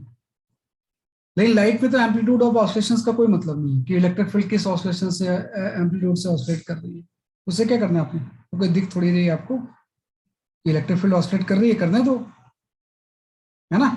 मेन चीज आपको तो जो दिख रही है वो क्या दिखती है, लाइट की ब्राइटनेस, कि भाई लाइट जो है वो कितना ब्राइटनेस प्रोड्यूस कर रही है, वही तो आपको दिखता है। हाँ, कोई भी एक्सपेरिमेंट परफॉर्म करेंगे तो हम एम्पलीट्यूड कैसे मेजर करेंगे, हम तो मेजर करेंगे कि ब्राइटनेस में क्या चेंज आ रहा है, और ब्राइटनेस का मतलब इंटेंसिटी होता है। तो यहाँ पे जो मेन कंसर्न होता है वो इंटेंसिटी का ही होता है, कि भाई इसने यहाँ पे अगर इंटेंसिटी प्रोड्यूस की I1, इसने यहाँ पे इंटेंसिटी I2 प्रोड्यूस की, सुपर पोजिशन के बाद रिजल्टेंट इंटेंसिटी कितनी होगी, ये मेन चीज होती है ना। तो यहाँ पे मेन जो कॉन्सेप्ट होता है कि सुपर पोजिशन के बाद रिजल्टेंट इंटेंसिटी कितनी होगी, रिजल्टेंट इंटेंसिटी। अगर रिजल्टेंट इंटेंसिटी हमेशा I1 प्लस I2 ही होती फिर तो ये कुछ पढ़ने की जरूरत ही नहीं थी आपको, लेकिन ऐसा होता नहीं है। Resultant intensity I1 plus I2 भी हो सकती है, I1 प्लस I2 से ज्यादा भी हो सकती है, उससे कम भी हो सकती है, एक रेंज के बीच में कुछ भी हो सकती है। वो रिजल्टेंट इंटेंसिटी हम यहाँ से निकाल लेंगे, तो साउंड वाला फॉर्मूला तो सेम आ जाएगा, क्योंकि intensity is directly proportional to the amplitude का स्क्वायर होता है। यहाँ पे इलेक्ट्रिक फील्ड है तो इलेक्ट्रिक फील्ड के एम्पलीट्यूड का स्क्वायर हो जाएगा, है ना। तो इससे सॉल्व करेंगे तो E0 स्क्वायर की जगह पे रिजल्टेंट इंटेंसिटी आ गया, E01 स्क्वायर की जगह पे I1 आ गया, E02 की जगह पे आपका I2 आ गया, और यहाँ पे स्क्वायर नहीं है तो अंडर रूट आ जाएगा, तो twice of under root of I1 I2 आ गया इंटू कॉस फाइव, है ना। तो रिजल्टेंट इंटेंसिटी का ये मेन फॉर्मूला है, ये आपका साउंड वाला ही है, बस उसमें आप बात करते थे इंटेंसिटी ऑफ साउंड की, अब इंटेंसिटी ऑफ लाइट आ गई। जब दोनों सुपर इम्पोज होंगे तो रिजल्टेंट इंटेंसिटी की वैल्यू इतनी हो जाएगी, है ना, कि I1 plus I2 plus 2 under root of I1 I2 cos. सब कुछ डिपेंड करेगा कि फेज डिफरेंस कितना है दोनों के बीच में, और फेज डिफरेंस डिपेंड करेगा पार्ट डिफरेंस के ऊपर। अब देखो सब चीजें लिंक्ड है, कि रिजल्टेंट इंटेंसिटी कितनी होगी वो फेज डिफरेंस के ऊपर डिपेंड करेगा, और यहाँ पे फेज डिफरेंस क्यों प्रोड्यूस हुआ है, ड्यू टू पार्ट डिफरेंस, कि कितना पार्ट ट्रेवल करके वहां पहुंच रही है उसके अकॉर्डिंग यहाँ पे इंटेंसिटी डिसाइड होगी, है ना। तो इसी का तो एक्सपेरिमेंट भी है, जिसको कि हम यंग्स डबल स्लिट एक्सपेरिमेंट बोलते हैं। लेकिन अभी हम एक्सपेरिमेंट की बात नहीं कर रहे हैं, हम जस्ट थ्योरेटिकली बात कर रहे हैं। आपका रिजल्टेंट इंटेंसिटी आ गई, this is the value of the resultant intensity, है ना। इसी में अगर I1 इक्वल टू I2 होगा तो रिजल्टेंट इंटेंसिटी कितनी हो जाएगी, अगर मैं ऐसा ले लूं कि I1 इक्वल टू I2 है और ये फर्दर इक्वल है किसी I0 के, ये I1 ही ले लो कि अगर एक इंटेंसिटी I1 है दूसरी I2 और दोनों इक्वल हैं, तो यहाँ पे ऐसा लिख सकते हो इसे, है ना। I की वैल्यू हो जाएगी I1 प्लस आपका यहाँ पे 2I1 इंटू कॉस फाइव। तो यहाँ से आपका आ जाएगा, इस पूरे से आपका 2I1 बाहर आ जाएगा इंटू 1 प्लस कॉस फाइव आ जाएगा, है ना। और 1 प्लस कॉस फाइव को 5/2 के टर्म्स में लिख सकते हैं। तो अगर इंटेंसिटी इक्वल हो तो सेम फॉर्मूला रिजल्टेंट इंटेंसिटी का ऐसा हो जाएगा 4I1 कॉस स्क्वायर 5/2, ये आ जाएगा। थोड़ा सा ट्रिग्नोमेट्री यूज करेंगे तो विल गेट दिस आंसर। तो ये भी कई बार यूजफुल होता है फॉर्मूला, है ना, कि अगर जनरल में तो ये होता है, लेकिन अगर इक्वल होगा तो ये आ जाएगा। जनरल में तो ये होता है, लेकिन इक्वल होंगे तो बेसिकली आपको ये हो जाएगा। तो कोई डिफरेंस नहीं है साउंड और इसमें। हाइगेंस प्रिंसिपल एक अलग चीज थी, है ना, लेकिन उसके अलावा इसमें तो सेम चीज ही पाओगे।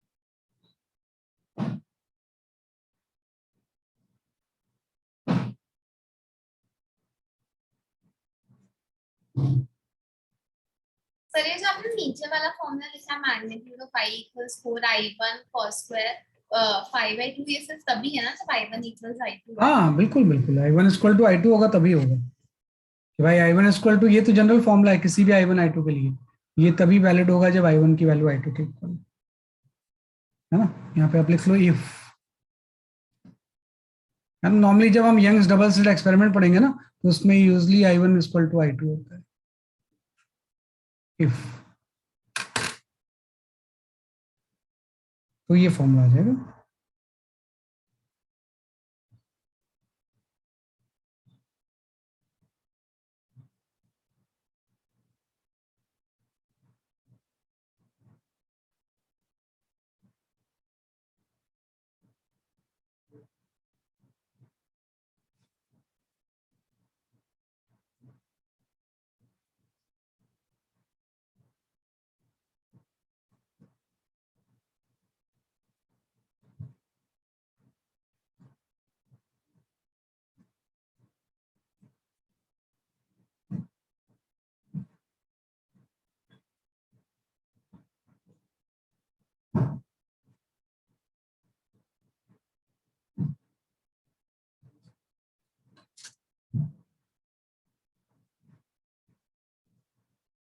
हाँ 5/2 है, 5/2 है।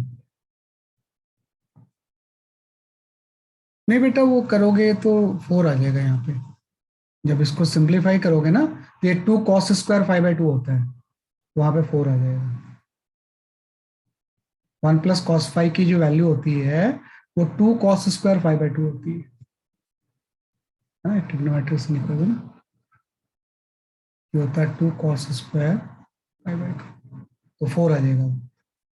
हाँ, तो ये आपने कर लिया कि भाई रिजल्टेंट इंटेंसिटी जो है ना, मतलब है आपको, अब आपको जो मतलब है बाकी चीजों से नहीं है बल्कि इंटेंसिटी से मतलब है कि रिजल्टेंट इंटेंसिटी क्या होगी। तो आपको पता ही है कि based on the phi resultant intensity कुछ भी हो सकती है, मैक्सिमम भी हो सकती है, मिनिमम भी हो सकती है। इसके बीच वेरिएशंस होगा कि बीच में क्या होगा, बेसिकली आपका एक कंटिन्यूअस जो होगा वो एक वेरिएशन होगा, है ना। तो हम यहाँ पे पढ़ते हैं कि भाई 2 तरह के इंटरफ्रेंस हो सकते हैं।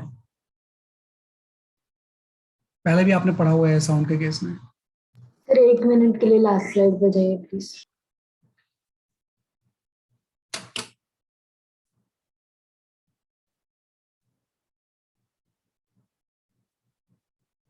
फ्रेंड्स आपका गैस राइट। तो ये जस्ट आपने कर लिया। तो इसमें सिंपल सा आपको पता है कि इस केस में अगर देखा जाए तो 2 तरह के इंटरफ्रेंस हो जाएंगे, constructive as well as destructive. तो उसको देख लेते हैं, है ना। ये सारा कुछ सब सेम ही फॉर्मेट में चल रहा है ना। सेम सेम सेम, कोई डिफरेंस नहीं, दोनों में सेम ही फॉर्मेट में सारी चीजें चल रही हैं कि भाई साउंड के इंटरफेरेंस और लाइट के इंटरफेरेंस में कोई डिफरेंस नहीं है ना। बस टर्मिनोलॉजी, इंटेंसिटी के टर्म्स में तो कुछ वैसे भी नहीं है ना। जैसे उसमें क्विंक ट्यूब था, एक्सपेरिमेंटल वेरिफिकेशन, इसमें यंग्स डबल स्लिट आ जाएगा। तो एक्सपेरिमेंटल सेटअप अलग अलग है लेकिन कॉन्सेप्ट सेम है। तो यहाँ पे हम आ जाएंगे कंस्ट्रक्टिव इंटरफेरेंस। यहाँ पे आ जाएगा एक्चुअली आपका कंस्ट्रक्टिव इंटरफेरेंस, है ना। तो आपको तो कंस्ट्रक्टिव इंटरफेरेंस होने के लिए फेज डिफरेंस आपका जस्ट पाई का मल्टीपल होना चाहिए कि कभी भी फेज डिफरेंस 0 होगा, 2 पाई होगा, 4 पाई होगा, या इन जनरल 2n पाई होगा, तो कंस्ट्रक्टिव इंटरफेरेंस हो जाएगा। अगर इसके लिए पार्ट डिफरेंस डेल्टा एक्स की वैल्यू आपकी आ जाएगी 0, लैम्डा, 2 लैम्डा, या इन जनरल आपका n लैम्डा हो जाएगा। तो कंस्ट्रक्टिव इंटरफेरेंस के लिए फेज डिफरेंस जब इतना होगा तो पार्ट डिफरेंस इतना होगा, और पार्ट डिफरेंस इतना होगा तो कंस्ट्रक्टिव इंटरफेरेंस हो जाएगा। तो कंस्ट्रक्टिव इंटरफेरेंस में इंटेंसिटी की वैल्यू मैक्सिमम हो जाएगी। cos 0 आप 1 पुट कर दोगे तो ये आपका हो जाएगा I1 plus I2 plus 2 under root of I1 I2, है ना, ये आपका आ जाएगा। ये इसी को हम लिख सकते हैं root I1 plus root I2 का होल स्क्वायर। ये कंस्ट्रक्टिव इंटरफेरेंस में मैक्सिमम बन गया, है ना। और लेकिन ध्यान रखना, मैक्सिमम जो इंटेंसिटी होती है वो I1 प्लस I2 के साथ ये टर्म ऐड होता है, लेकिन जो एम्पलीट्यूड मैक्सिमम होगा, जो रिजल्टेंट एम्पलीट्यूड की अगर हम बात करेंगे तो वो इस केस में सिंपल आपका E01 प्लस E02 हो जाता है। कि एम्पलीट्यूड जो होता है इस केस में वो E01 प्लस क्या हो जाएगा, इसलिए आपका E02 हो जाएगा। आप एम्पलीट्यूड के फॉर्मूले से देख लो कि भाई एम्पलीट्यूड के फॉर्मूले में अगर हम यहाँ पे 0 पुट कर दें तो ये चीज E01 प्लस E02 का होल स्क्वायर हो जाएगी, अंडर रूट होगा तो सिंपल दोनों का सम हो जाएगा। तो एम्पलीट्यूड तो सिंपल प्लस होता है, लेकिन जो इंटेंसिटी होती है सिंपल प्लस नहीं होती, उसके साथ एक टर्म और आ जाता है, उससे भी ज्यादा इंटेंसिटी होती है, तो मैक्सिमम इंटेंसिटी होती है। और जहां जिस लोकेशन पे ऐसा होता है हम वहां का नाम लेते हैं, हम बोलते हैं कि maxima will form, maxima will form, है ना। कि जहां पे कंस्ट्रक्टिव इंटरफेरेंस होगा वहां पे इंटेंसिटी मैक्सिमम हो जाएगी, हम बोलेंगे मैक्सिमा फॉर्म हो रहा है। और मैक्सिमा जहां पे फॉर्म होता है उसी को कई बार हम बोलते हैं ब्राइट फ्रिंज, ब्राइट फ्रिंज। जहां पे मैक्सिमम फॉर्म होता है उसको हम बोलते हैं ब्राइट फ्रिंज, है ना। तो ब्राइट फ्रिंज का मतलब ये हो जाएगा ना, जब आप एक्सपेरिमेंट परफॉर्म करोगे ना, तो एक्चुअली में जब एक्सपेरिमेंट परफॉर्म करोगे तो आपकी स्क्रीन पे ना इस तरह से बैंड्स आ जाएंगे, है ना। अभी आप IDSC जब पढ़ोगे ना तो आप समझ जाओगे कि स्क्रीन पे एक आपके इस तरह से ब्राइट बैंड आएगा, है ना। उसके बाद एक डार्क बैंड आ जाएगा, उसके बाद अगेन ब्राइट बैंड आएगा, है ना, फिर से ब्राइट बैंड आएगा, और इस तरह से डार्क बैंड आ जाएगा, है ना। कि जो स्क्रीन पे जैसा है जहां पे एक्सपेरिमेंट परफॉर्म करोगे वहां पे इस तरह से alternate bright and dark band आते जाएंगे। तो इसी चीज को हम बोलते हैं फ्रिंज पैटर्न,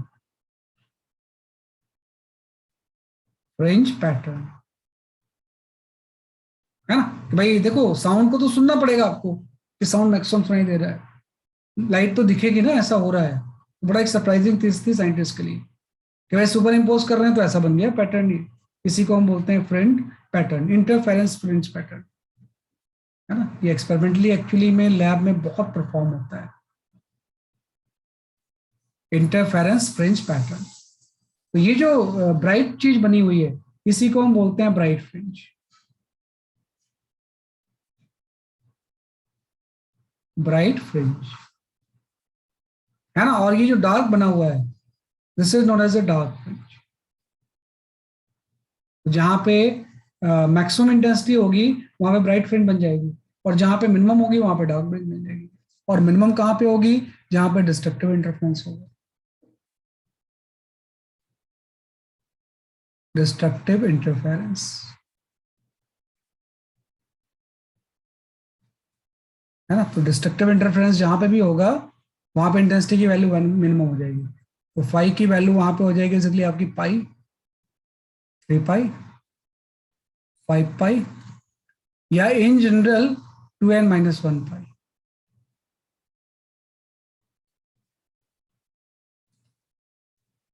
है ना। क्योंकि डिस्ट्रक्टिव इंटरफेरेंस के लिए ये तो कंडीशन होती है भाई, जब ये चीज मिनिमम हो जाएगी, भाई कॉस्ट जब मिनिमम होगा, जब कॉस्ट मैक्सिमम होगा जो कि 0 2 पाई पे होगा, और कॉस्ट मिनिमम -1 होगा वो इस पे होगा, तो फेज डिफरेंस इतना होगा, तो पार्ट डिफरेंस भी हम लिख सकते हैं। पार्ट डिफरेंस की वैल्यू λ/2 की मल्टीपल हो जाएगी, या इन जनरल 2n-1 λ/2। तो जब ऐसा होगा तो इंटेंसिटी की वैल्यू मिनिमम हो जाएगी, और मिनिमम इंटेंसिटी जो होगी वो आपका हो जाएगा I1 plus I2 minus 2 under root of I1 I2। Sir आपने फ्रिंज पैटर्न किसको लेबल किया? फ्रिंज पैटर्न इस पूरे स्ट्रिप को, ये पूरा जो बन रहा है उसको फ्रिंज पैटर्न बोलते हैं हम इसको। ये पूरी जो ऐसी बन रही है। इसकी जो इंडिविजुअल ये चीज है ब्राइट वाले, इस ब्राइट जितने जितने आपको व्हाइट दिख रहे हैं वो सारे ब्राइट है, और जो डार्क दिख रहे हैं वो डार्क है। पूरे कॉम्बिनेशन को हम फ्रिंज पैटर्न बोलते हैं। किस तरह का फ्रिंज पैटर्न एक्सपेरिमेंटली हम ऑब्टेन करते हैं लैब में जब इंटरफेरेंस को शो करते हैं, तो इसी को हम बोलते हैं इंटरफेरेंस फ्रिंज पैटर्न है। तो मिनिमम इंटेंसिटी आपकी ये हो जाएगी, इसी को हम लिख सकते हैं √I1 माइनस √I2 का होल स्क्वायर। लेकिन एम्पलीट्यूड में आप ध्यान रखना, एम्पलीट्यूड इस केस में जो हो जाएगा ना वो जस्ट माइनस हो जाएगा, E01 माइनस E02 हो जाएगा। तो एम्पलीट्यूड तो सिंपल प्लस एंड माइनस होता है कंस्ट्रक्टिव डिस्ट्रक्टिव में, लेकिन इंटेंसिटी I1 प्लस I2 से इतना ज्यादा हो जाएगी तो कंस्ट्रक्टिव, कितना कम हो जाएगी तो डिस्ट्रक्टिव हो जाएगा। इसके बीच में भी हो सकता है, ये तो दोनों एक्सट्रीम केस है। बेस्ड ऑन दिस फाई इसके बीच में इंटेंसिटी कुछ भी हो सकती है, जो कि हम फॉर्मूला से कैलकुलेट करेंगे। तो जहां पे डिस्ट्रक्टिव इंटरफेरेंस होता है वहां पे मिनिमा फॉर्म होगा, मिनिमा विल फॉर्म, और जहां मिनिमा फॉर्म होता है उसी स्ट्रिप को हम बोलते हैं डार्क फ्रिंज, डार्क फ्रिंज है ना। कि जहां पे मिनिमा फॉर्म होता है इसको हम क्या बोलते हैं, इसलिए आपका डार्क फ्रिंज। बिल्कुल सही है ना। तो ये तो चीज थी कि जब इंटेंसिटी दोनों की अलग अलग है, मान लो मैं बोलता हूं कि नहीं किसी केस में I1 इक्वल टू I2 है, तो अगर I1 इक्वल टू I2 है तो what is the maximum intensity, कितनी हो जाएगी मैक्सिमम इंटेंसिटी अगर I1 I2 सेम होंगे तो है ना। अगर I1 I2 सेम होंगे तो कितनी मैक्सिमम इंटेंसिटी कितनी हो जाएगी आपकी, मैक्सिमम इंटेंसिटी 4I1 हो जाएगी, हो जाएगी ना 4I1। तो यहाँ से पुट कर देंगे, अगर ये उस फॉर्मूले में दोनों सेम हो जाएंगे, I1 दोनों है, तो स्क्वायर करके आपका 4I1 हो जाएगा। उस फॉर्मूले से निकाल लो जो आपने सेम इंटेंसिटी का लिखा था। इस फॉर्मूले में अगर मैं फाई की वैल्यू पुट कर देता हूँ 2π, है ना, तो 2π पुट करूंगा तो यहाँ पे 5/2π हो जाएगा, और cos π -1 होता है, लेकिन -1 के स्क्वायर क्या हो जाएगा, या 0 पुट कर दो, 0 में तो ये हो जाएगा, 0 पुट करेंगे तो cos 0 की वैल्यू 1 आ जाएगी, फिर यहाँ पे 4I1 आ जाएगा, है ना। तो I मैक्सिमम 4I1 हो जाएगा, और जो I मिनिमम होगा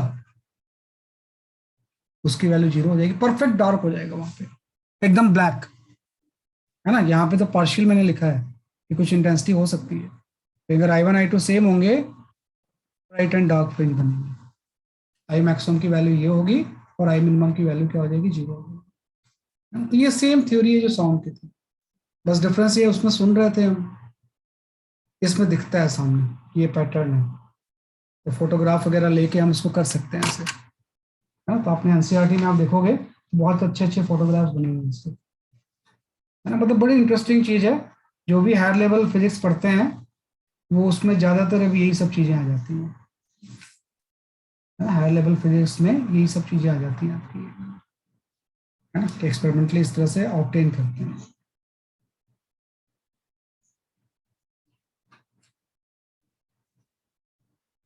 ये आप भी लैब में करोगे इसे, हाँ पार्ट 2 में है, पार्ट 2 में है ये जो सारी चीजें हैं ना, वो पार्ट 2 में है, कि पार्ट 2 में आपको दिया हुआ है, पार्ट 2 में देखो दिया हुआ है इसमें, है ना, ये बना हुआ है फ्रिंज पैटर्न, है ना। ये एक्चुअल लैब का फ्रिंज पैटर्न की ये फोटोग्राफ है पार्ट 2 में, कि ऐसा फ्रिंज पैटर्न मिलता है। तो जो 100 साल से चल रहा था ना, 100 ईयर्स से, कि ऐसा होना चाहिए, ऐसा होना चाहिए, मैक्सवेल ने बोला ऐसा होना चाहिए, हाइगेंस ने बोला ऐसा होना चाहिए, तो यंग्स ने सबको वो कर दिया, बोला ऐसा होना नहीं चाहिए, ऐसा होगा, एक्सपेरिमेंटली वेरीफाई हो रहा है ना, कि जो चीज है वो आप उसमें देख लेना बेटा, है ना, आपको दिख जाएगा उसमें, एनसीईआरटी में दिया हुआ है ना, कि एनसीईआरटी में ये फ्रिंज पैटर्न ऐसा बनता है, अल्ट्रा ब्राइट एंड डार्क बन जाएंगे ऐसे, है ना। ये एक्चुअल फोटोग्राफ्स है उसकी, ये आपका बन जाएगा इस तरह से, है ना। तो वही ना कि हाइगेंस ने बोला भाई मुझे लगता है वाटर वेव देख के कि ऐसे चलनी चाहिए वेव।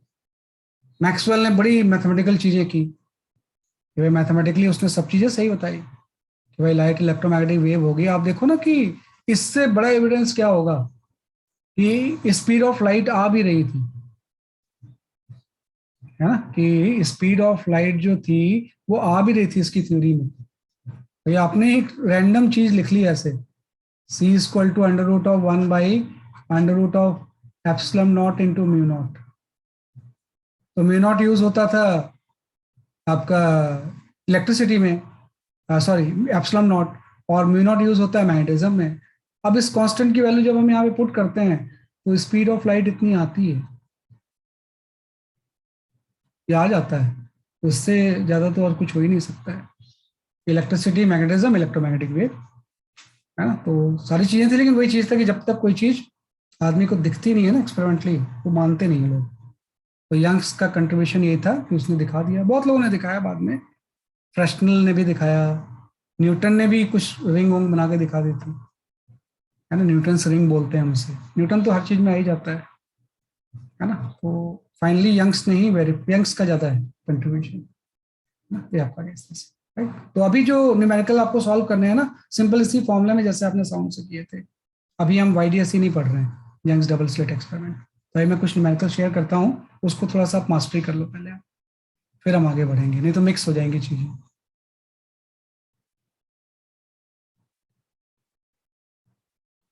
आई विल शेयर फिर न्यूमेरिकल।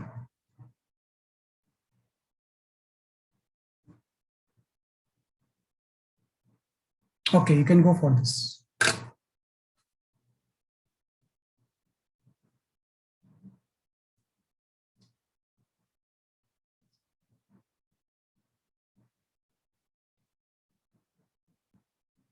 एकदम आसान क्वेश्चन है, कुछ दिक्कत नहीं है इसमें।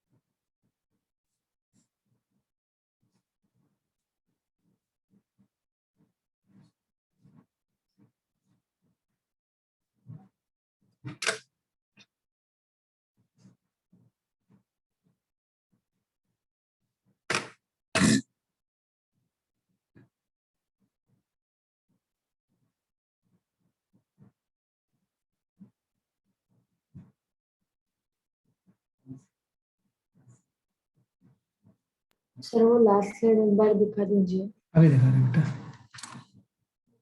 अभी इस क्वेश्चन को जान दो, फिर मैं शो करता हूँ same that complete this question, then I will show.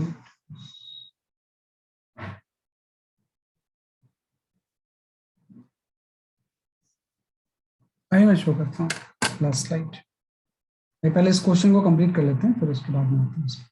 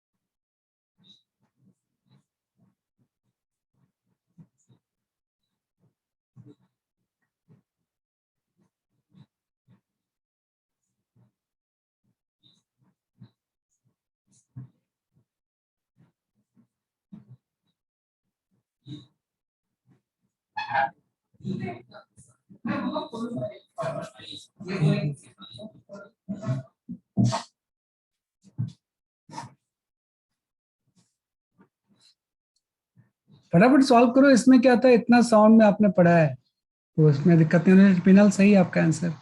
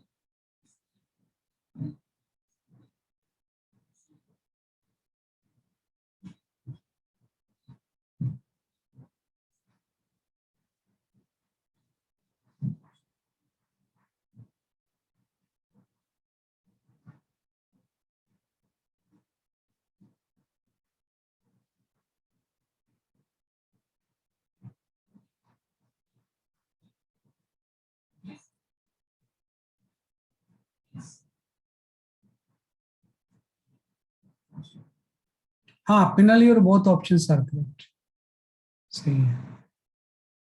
इतना टाइम क्यों लग रहा है पता नहीं।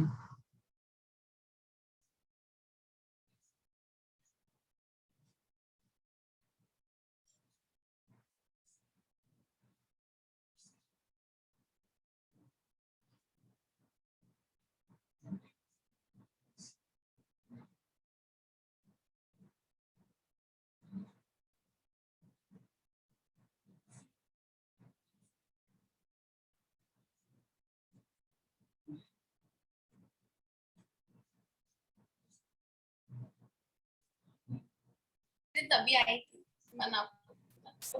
हाँ दिव्येश, सही आपका आंसर है। हाँ सही है, साहिल योर आंसर इज करेक्ट, बिल्कुल सही है।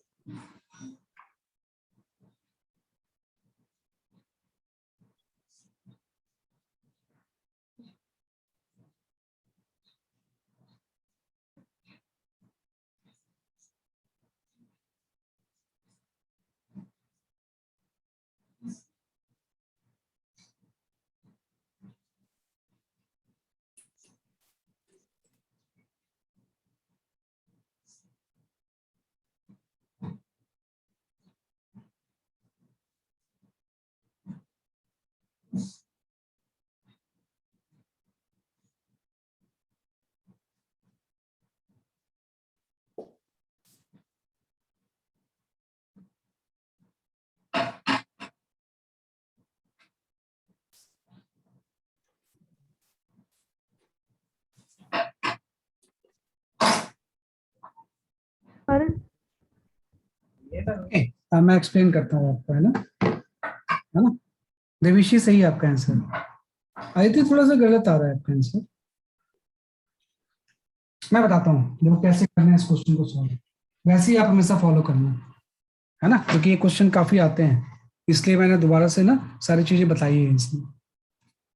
ये क्वेश्चन बहुत पूछा जाता है आपसे, फिर उसके बाद मैं वो पेज शो करता हूँ आपको मैं। देखो सॉल्व करना है तो एम्पलीट्यूड को आप A1 A2 ही ले लो। भाई आपको अंडरस्टूड होगा कि इलेक्ट्रिक फील्ड ही है, आप जो A1 A2 लेते जा रहे हो उसी को ले लेते हैं। तो क्या दिया है आपको, दिया हुआ है A1 और A2 का रेशियो दिया हुआ है, C/2। तो अगर A1 A2 का रेशियो है तो A1 की जो एम्पलीट्यूड है, इसकी इंटेंसिटी अगर I1 है और इसकी इंटेंसिटी अगर I2 है ना, तो जो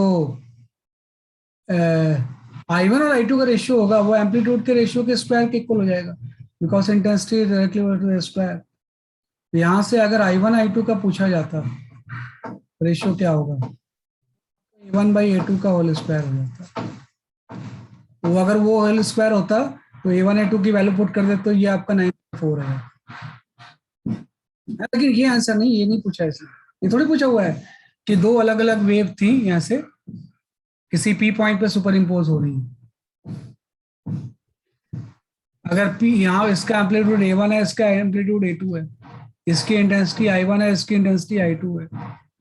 तो इसने ये थोड़ी पूछा कि I1 I2 का रेशियो क्या होगा, अगर पूछता तो हम ऐसे निकाल लेते। उसने तो ये पूछा हुआ है कि रिजल्टेंट जो बनेगा ब्राइट, तो ब्राइट फ्रिंज की जो एम्पलीट्यूड हो जाएगा वो A1 प्लस A2 हो जाएगा, और डार्क फ्रिंज का जो एम्पलीट्यूड होगा वो A1 माइनस A2 हो जाएगा।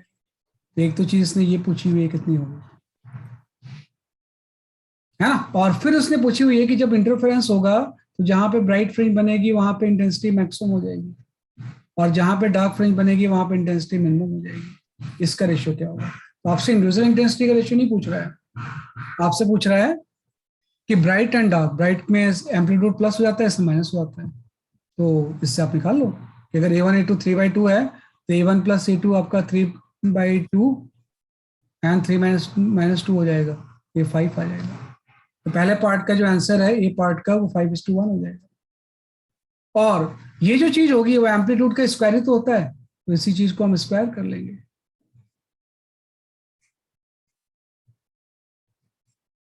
हाँ, कि मैक्सिमम और मिनिमम का अगर मुझे रेशियो निकालना है, इंडिविजुअल का निकालना होता तो इंडिविजुअल एम्पलीट्यूड का स्क्वायर ले लेते, अगर मैक्सिमम मिनिमम का निकालना है तो उसके रेशियो का स्क्वायर ले लेंगे। यहां से आपका 5/1 का स्क्वायर हो जाएगा, ये आपका 25 आ जाएगा।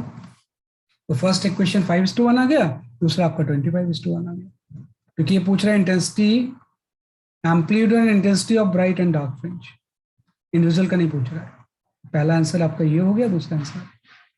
तो ये सब चीजें आप यूज करना फटाफट, विल गेट योर आंसर।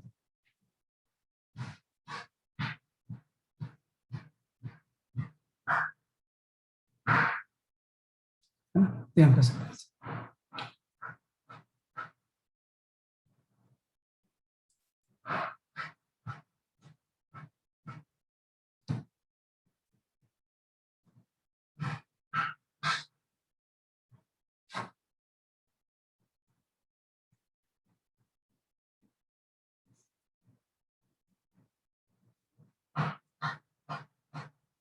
ठीक है, जब जैसे अब मैं वो आपको शो कर देता हूँ प्रीवियस स्लाइड।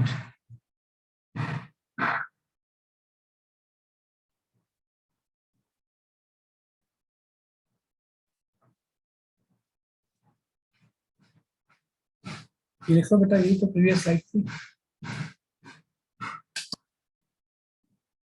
अभी कुछ क्वेश्चंस के थ्रू ना ये थ्योरी हम थोड़ी सी स्ट्रॉन्ग करेंगे, अभी हम आगे बढ़ सकते हैं।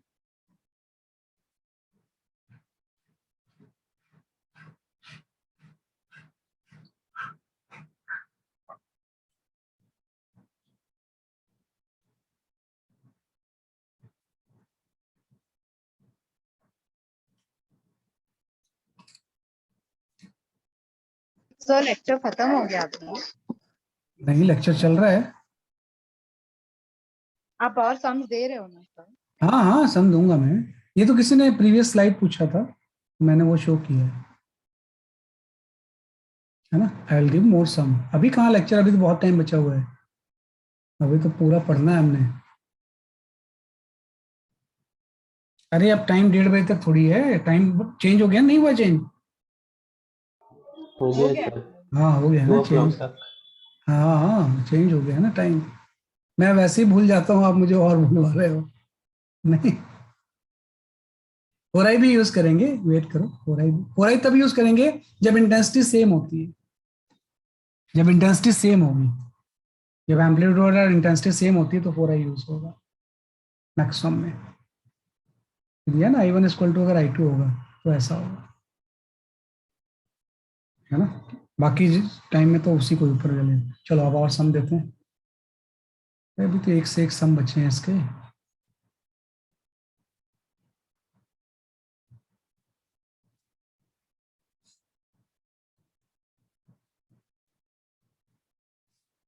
हाँ, you can go for this question.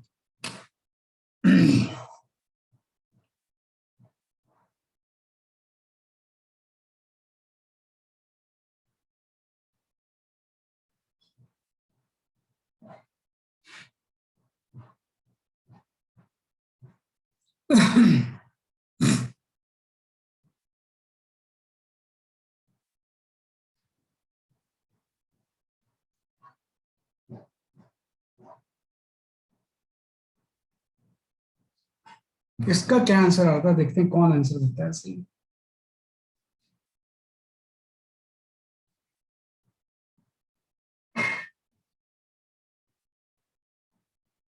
वैसे मेन फॉर्मूला जो है ना वो यही एक ही फॉर्मूला है, ये मेन फॉर्मूला है जिससे सारी चीजें सिंप्लीफाई करके उसी से तो आ रही है। रिजल्टेंट इंटेंसिटी की वैल्यू ये होती है।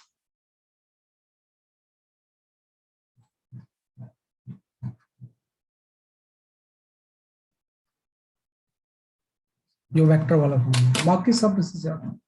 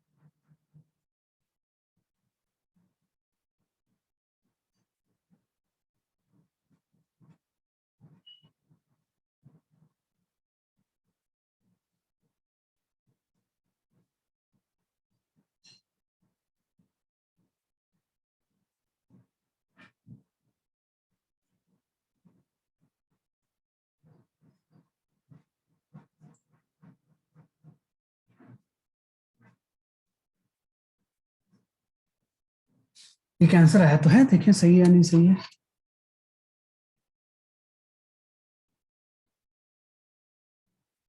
नहीं आंसर नहीं आया तो पूछ रहे नहीं, देखो फेस डिफरेंस क्या होगा बेटा। भाई इस चीज को हम फेस बोलते हैं, इसके अंदर जो एंगल होता है this is known as a phase. इसका डिफरेंस है तो फेस डिफरेंस हो जाएगा। इसका डिफरेंस निकालो, देखो क्या रखा।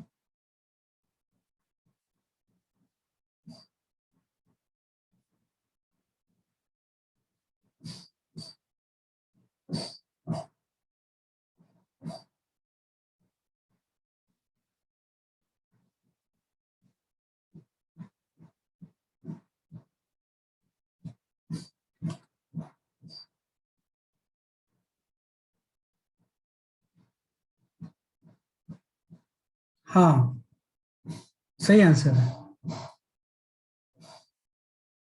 फिनल आपका आंसर सही आ रहा है, लेकिन वो ई नॉट नहीं होगा ना, आई होगा, इंटेंसिटी के टर्म्स में आएगा। ई नॉट तो एम्पलीट्यूड है ना, इसने तो रिजल्टेंट इंटेंसिटी पूछी हुई है।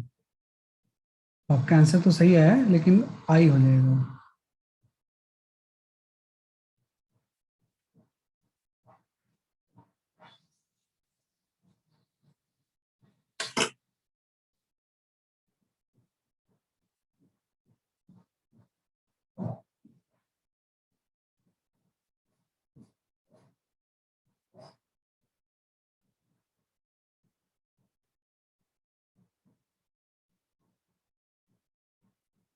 इस वीक डाउट में ना वो हम डाउट लेंगे लेवल 2 वेव का, एंड पीवाई क्यूज में बीट एंड ऑर्गन पाइप इसके डाउट्स होंगे, तो आप प्रिपेयर कर लेना थोड़ा सा।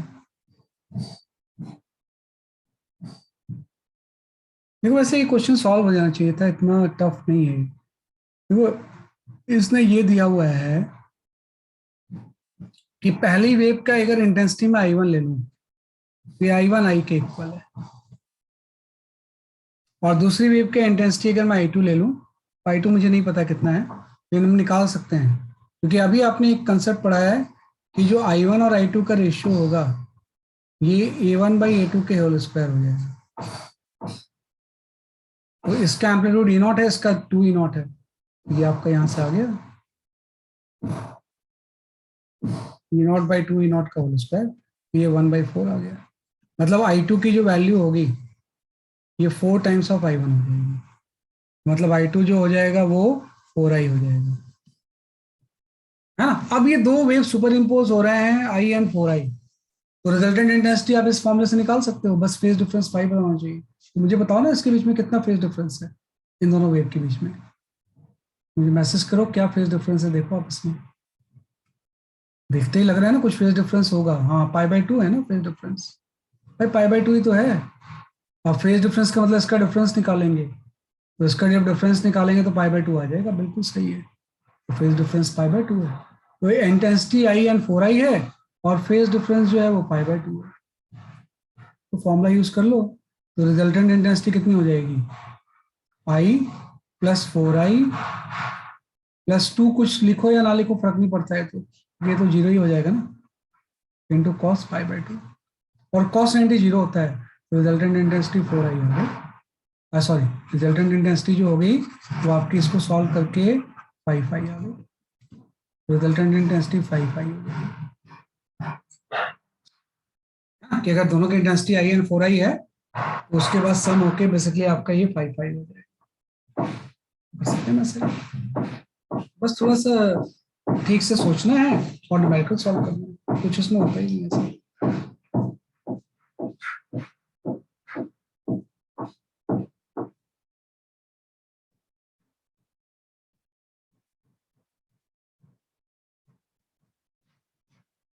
है ना, तो हमने कर लिया। तो ये फेज डिफरेंस थोड़ा ध्यान रखना कि फेज डिफरेंस कुछ जरूरी नहीं कि यही हो, पाई ही हो, π/2 भी हो सकता है, π/4 भी हो सकता है, जीरो भी हो सकता है, कुछ भी हो सकता है ना। तो 0 से 2π के बीच में फेज डिफरेंस की वैल्यू कुछ भी हो सकती है ना, 0 से 2π। वैसे इसमें क्या था, i1 i2 का रेशियो a1/a2 होता है, a1 a0 है, 2 a0 है, तो 1/4 आ गया, मतलब i2 4 i1 के इक्वल है।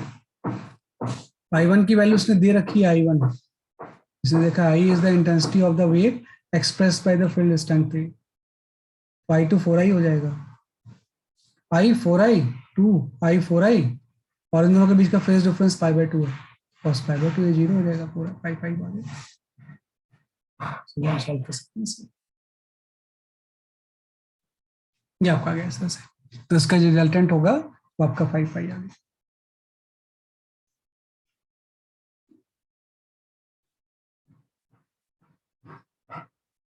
इसके बाद हम आते हैं, ये तो YDSC के क्वेश्चंस हैं जो कि हम नेक्स्ट क्लास में पढ़ेंगे। हाँ ये क्वेश्चन बहुत इंपॉर्टेंट है, देखो नीट में आया हुआ है, और ये कई यहाँ पे थोड़ा सा इनकम्प्लीशन है, इसको मैं कंप्लीट कर देता हूँ ऑप्शन 4 को। इसको थोड़ा सा दिमाग लगा के सॉल्व करें।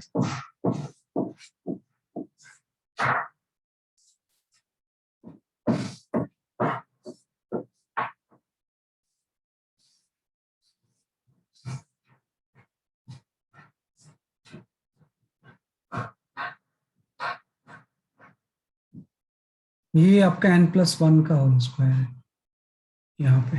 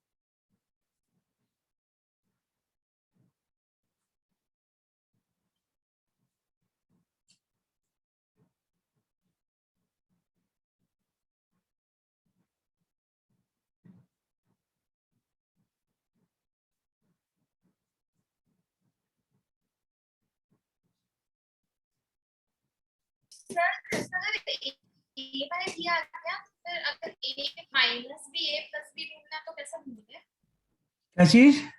अगर जैसे कि I max bye I minimum की वैल्यू आ गई तो फिर अगर I max minus I one upon I max plus I one ढूंढना है तो कैसे ढूंढेंगे? हाँ वो निकालना पड़ेगा ना आपको। कॉम्पोनेंट और डिपेंडेंट यूज कर सकते हैं क्या सर? हाँ कर लो कर लो कर लो।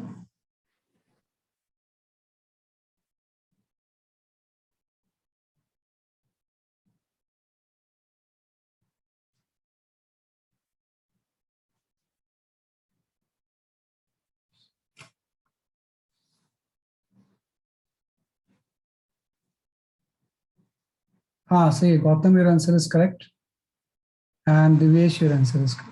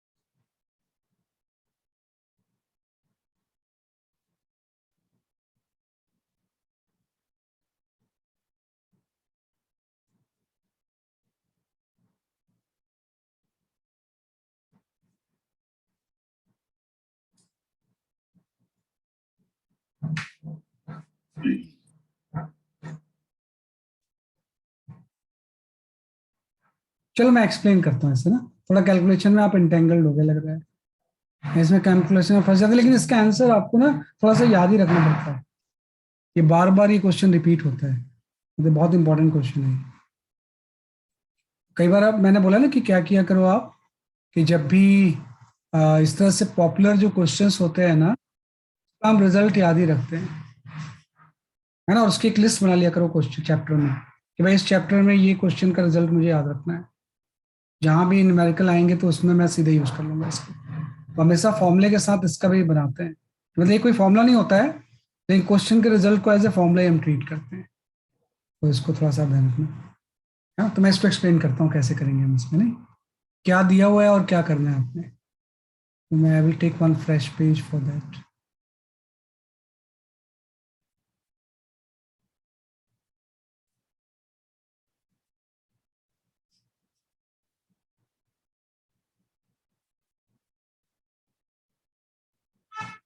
कि क्या गिवन है और क्या करना है वो देखते हैं इसमें। देखो इसमें ये दिया हुआ है कि दो चीज जब सुपर इम्पोज कर रही है तो I1/I2 का रेशियो जो है वो n है ना, I2/I1 भी हो सकता है, उससे फर्क नहीं पड़ता है, कोई भी आप ले लोगे एक ही आंसर आ जाएगा, है ना, कि I1/I2 का रेशियो कितना है, n है।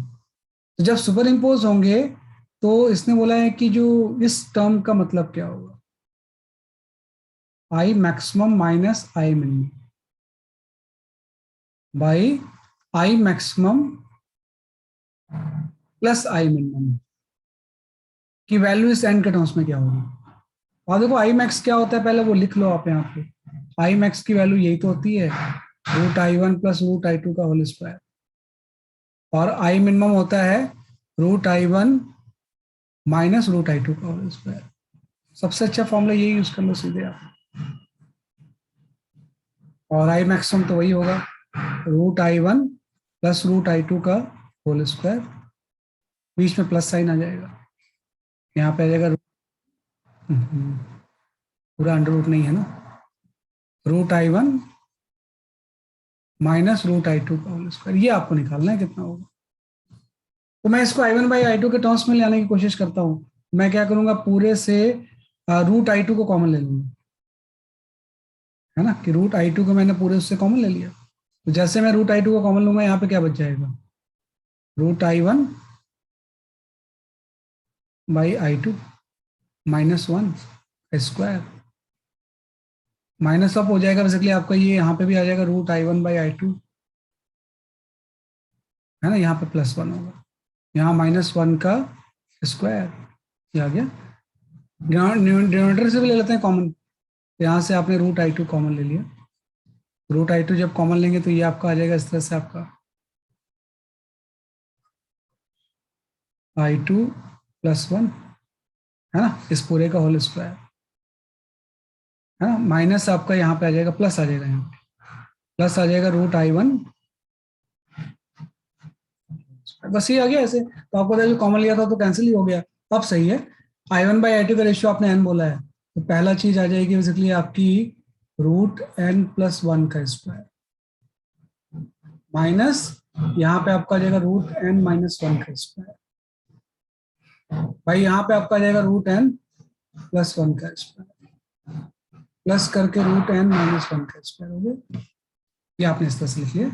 अब इसको आप सिंप्लीफाई कर दो, स्क्वायर करके सिंप्लीफाई करोगे तो जस्ट आपका ये आ जाएगा two root N by N plus one. तो सीधे आप याद रखना कि अगर आई वन बाई टू ये है तो ये जो चीज होती है वो two root N by N plus one होती है। एन की वैल्यू कुछ भी हो सकती है, थ्री होगा तो two root three by three plus one हो जाएगा, है ना, टू रूट थ्री बाई क्या हो जाएगा, इसलिए आपका थ्री प्लस वन हो जाएगा, है ना। तो ध्यान रखना कि ये अलग चीज आ गई है ना, कि भाई कई बार क्या होता है आपसे A one by A two दिया होता है, इससे I one by I two निकालते हैं, तो इससे I one by I two निकालना एकदम आसान है, ये A one by A two का होल स्क्वायर हो जाएगा। अगर A one by A two दिया हो और इससे पूछा जाए कि I max by I minimum का रेशियो क्या होगा, अभी आपने बोला कि इसका रेशियो हो जाएगा A one plus A two by A one minus A two का होल स्क्वायर, ये क्वेश्चन तो बिल्कुल अलग है। अगर A one by A two दिया तो इससे हम ये सारी चीजें इजिली निकाल सकते हैं। तो यहाँ पे क्या पूछ रहा है ना कि भाई I max minus I minimum और इसका क्या होगा, तो अगर ये रेशियो पता है, ये एम्पलीट्यूड का रेशियो पता है, इसमें अगर एन वन है आई वन आई टू का रेशियो ये है तो A one by A two का रेशियो एन स्क्वायर हो जाएगा ना। तो अगर ए वन आई टू का रेशियो पता है तो I one by I two का रेशियो हम निकाल लेंगे, तो उससे आपका ये आंसर है ना। तो ये थोड़ा सा ध्यान रखना है आपको क्वेश्चन में, वैसे तो सॉल्व करना भी आसान है लेकिन थोड़ा सा ध्यान रखोगे तो अच्छा रहेगा। तो तीन ही लाइन पे क्वेश्चन आते हैं, ये दिया होगा तो ये पूछा जाएगा या ये पूछा जाएगा, या ये या इसमें से कोई भी दिया होगा उससे ये पूछेंगे, एक थोड़ा सा इसमें ध्यान, उससे बी ऑप्शन सही हो जाएगा, कई लोगों ने सही भी दिया है आंसर।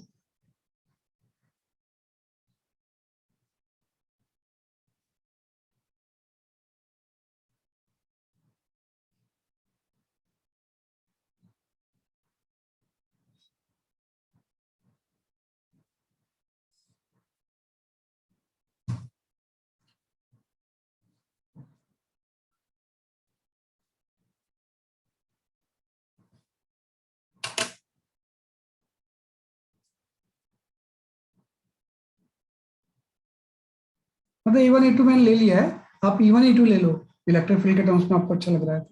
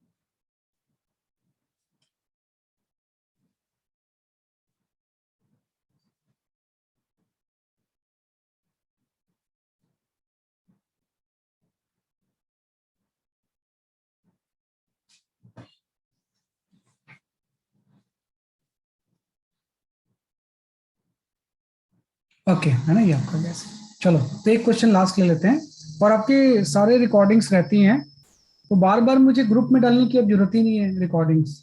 आपको पता है कि चैनल में मिल जाएगा आपको, चैनल में मैंने प्लेलिस्ट भी बना दिया है, तो जो वेब की सारी प्लेलिस्ट बनी हुई है उससे आप देख लो। बाकी क्या टेक्निकल टर्म्स होते हैं, I don't know of YouTube channel, कि कैसे आपको नोटिफिकेशन मिलेगा या कैसे क्या बेल आइकॉन होता है, दैट आई डोंट नो, है ना, वो आपको ज़्यादा पता होता है, बच्चों को ज़्यादा नॉलेज होती है ना। तो मैं, मेरे लिए तो वही बहुत है कि मैं अपलोड करके डाल देता हूँ, नहीं उसमें भी टाइम लग जाता है मुझे, तो आप उसको देख लेना, है ना।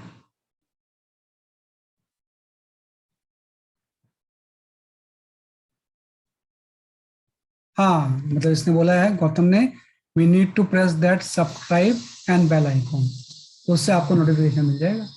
लेकिन ध्यान रखना, उसमें नीट वाला ही पढ़ना, उसमें आईआईटी के भी होते हैं भाई, 3 तरह के उसमें लेक्चर्स होंगे नीट के, है ना, एक आईआईटी के, और तीसरे तरह का लेक्चर जो होगा वो एनटीएससी का भी होता है। तो आपको सिर्फ एक ही पे फोकस करना है, नीट पे, इसको मत देखना आप प्लीज, है ना, वो एकदम रिलेवेंट चीज नीट की उसी में मिलेगी आपको। तो जस्ट एक लास्ट क्वेश्चन कर लेते हैं, फिर भी ऑफ द मीटिंग। ये मैं नहीं बताऊंगा, ये आप सॉल्व करोगे, इजली आप कर लोगे। हाँ, you can go for this question.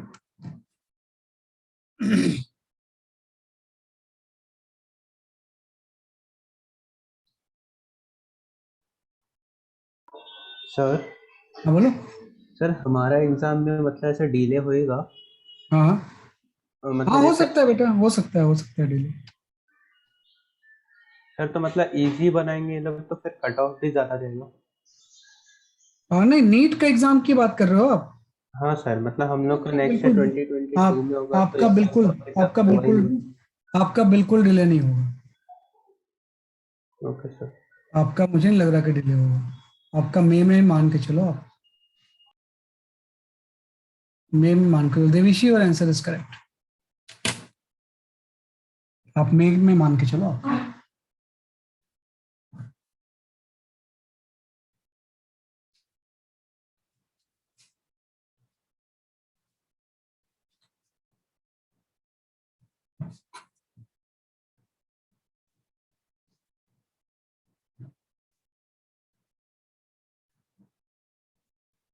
थोड़ा सा गलती करेंगे तो आंसर गलत हो जाएगा।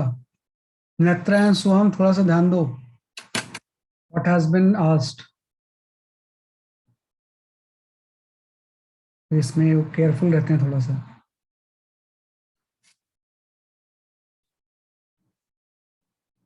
हाँ हाँ गौतम, सही आपका आंसर है, सही दिया आपका आंसर है। अच्छा, तो पहले देविशी का आंसर था।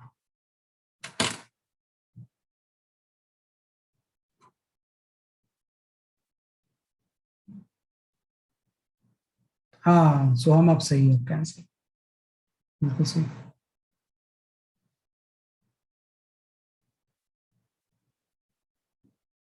हाँ, नेत्रा नॉवर आंसर इज करेक्ट, आप समझ गए ना, मैंने बोला जो ठीक बोल रहे हैं, इनका सबका आंसर सही है।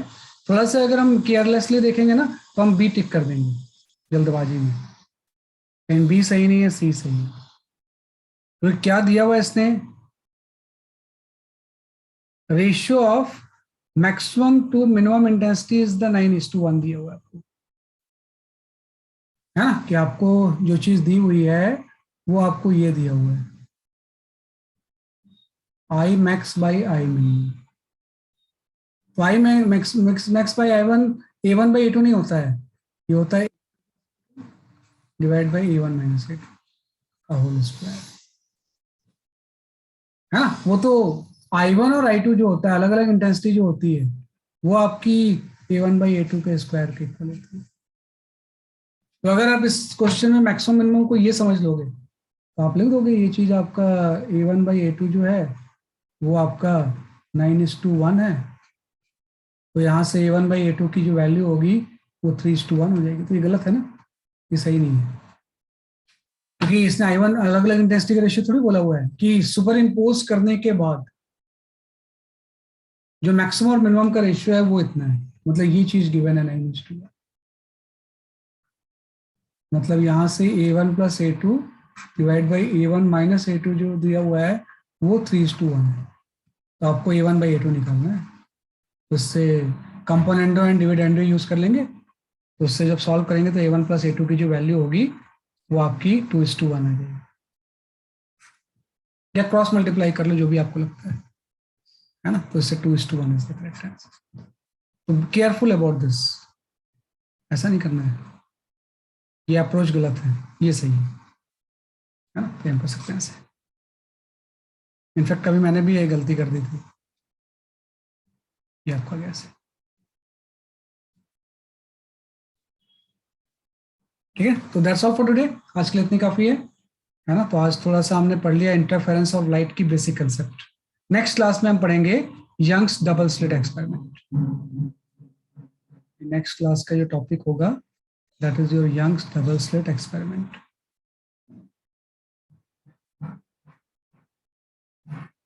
YDSC. In short, we call it as a YDSC. Yeah, right. So that's all for today. Bye bye. Bye, sir. Thank you. Bye bye.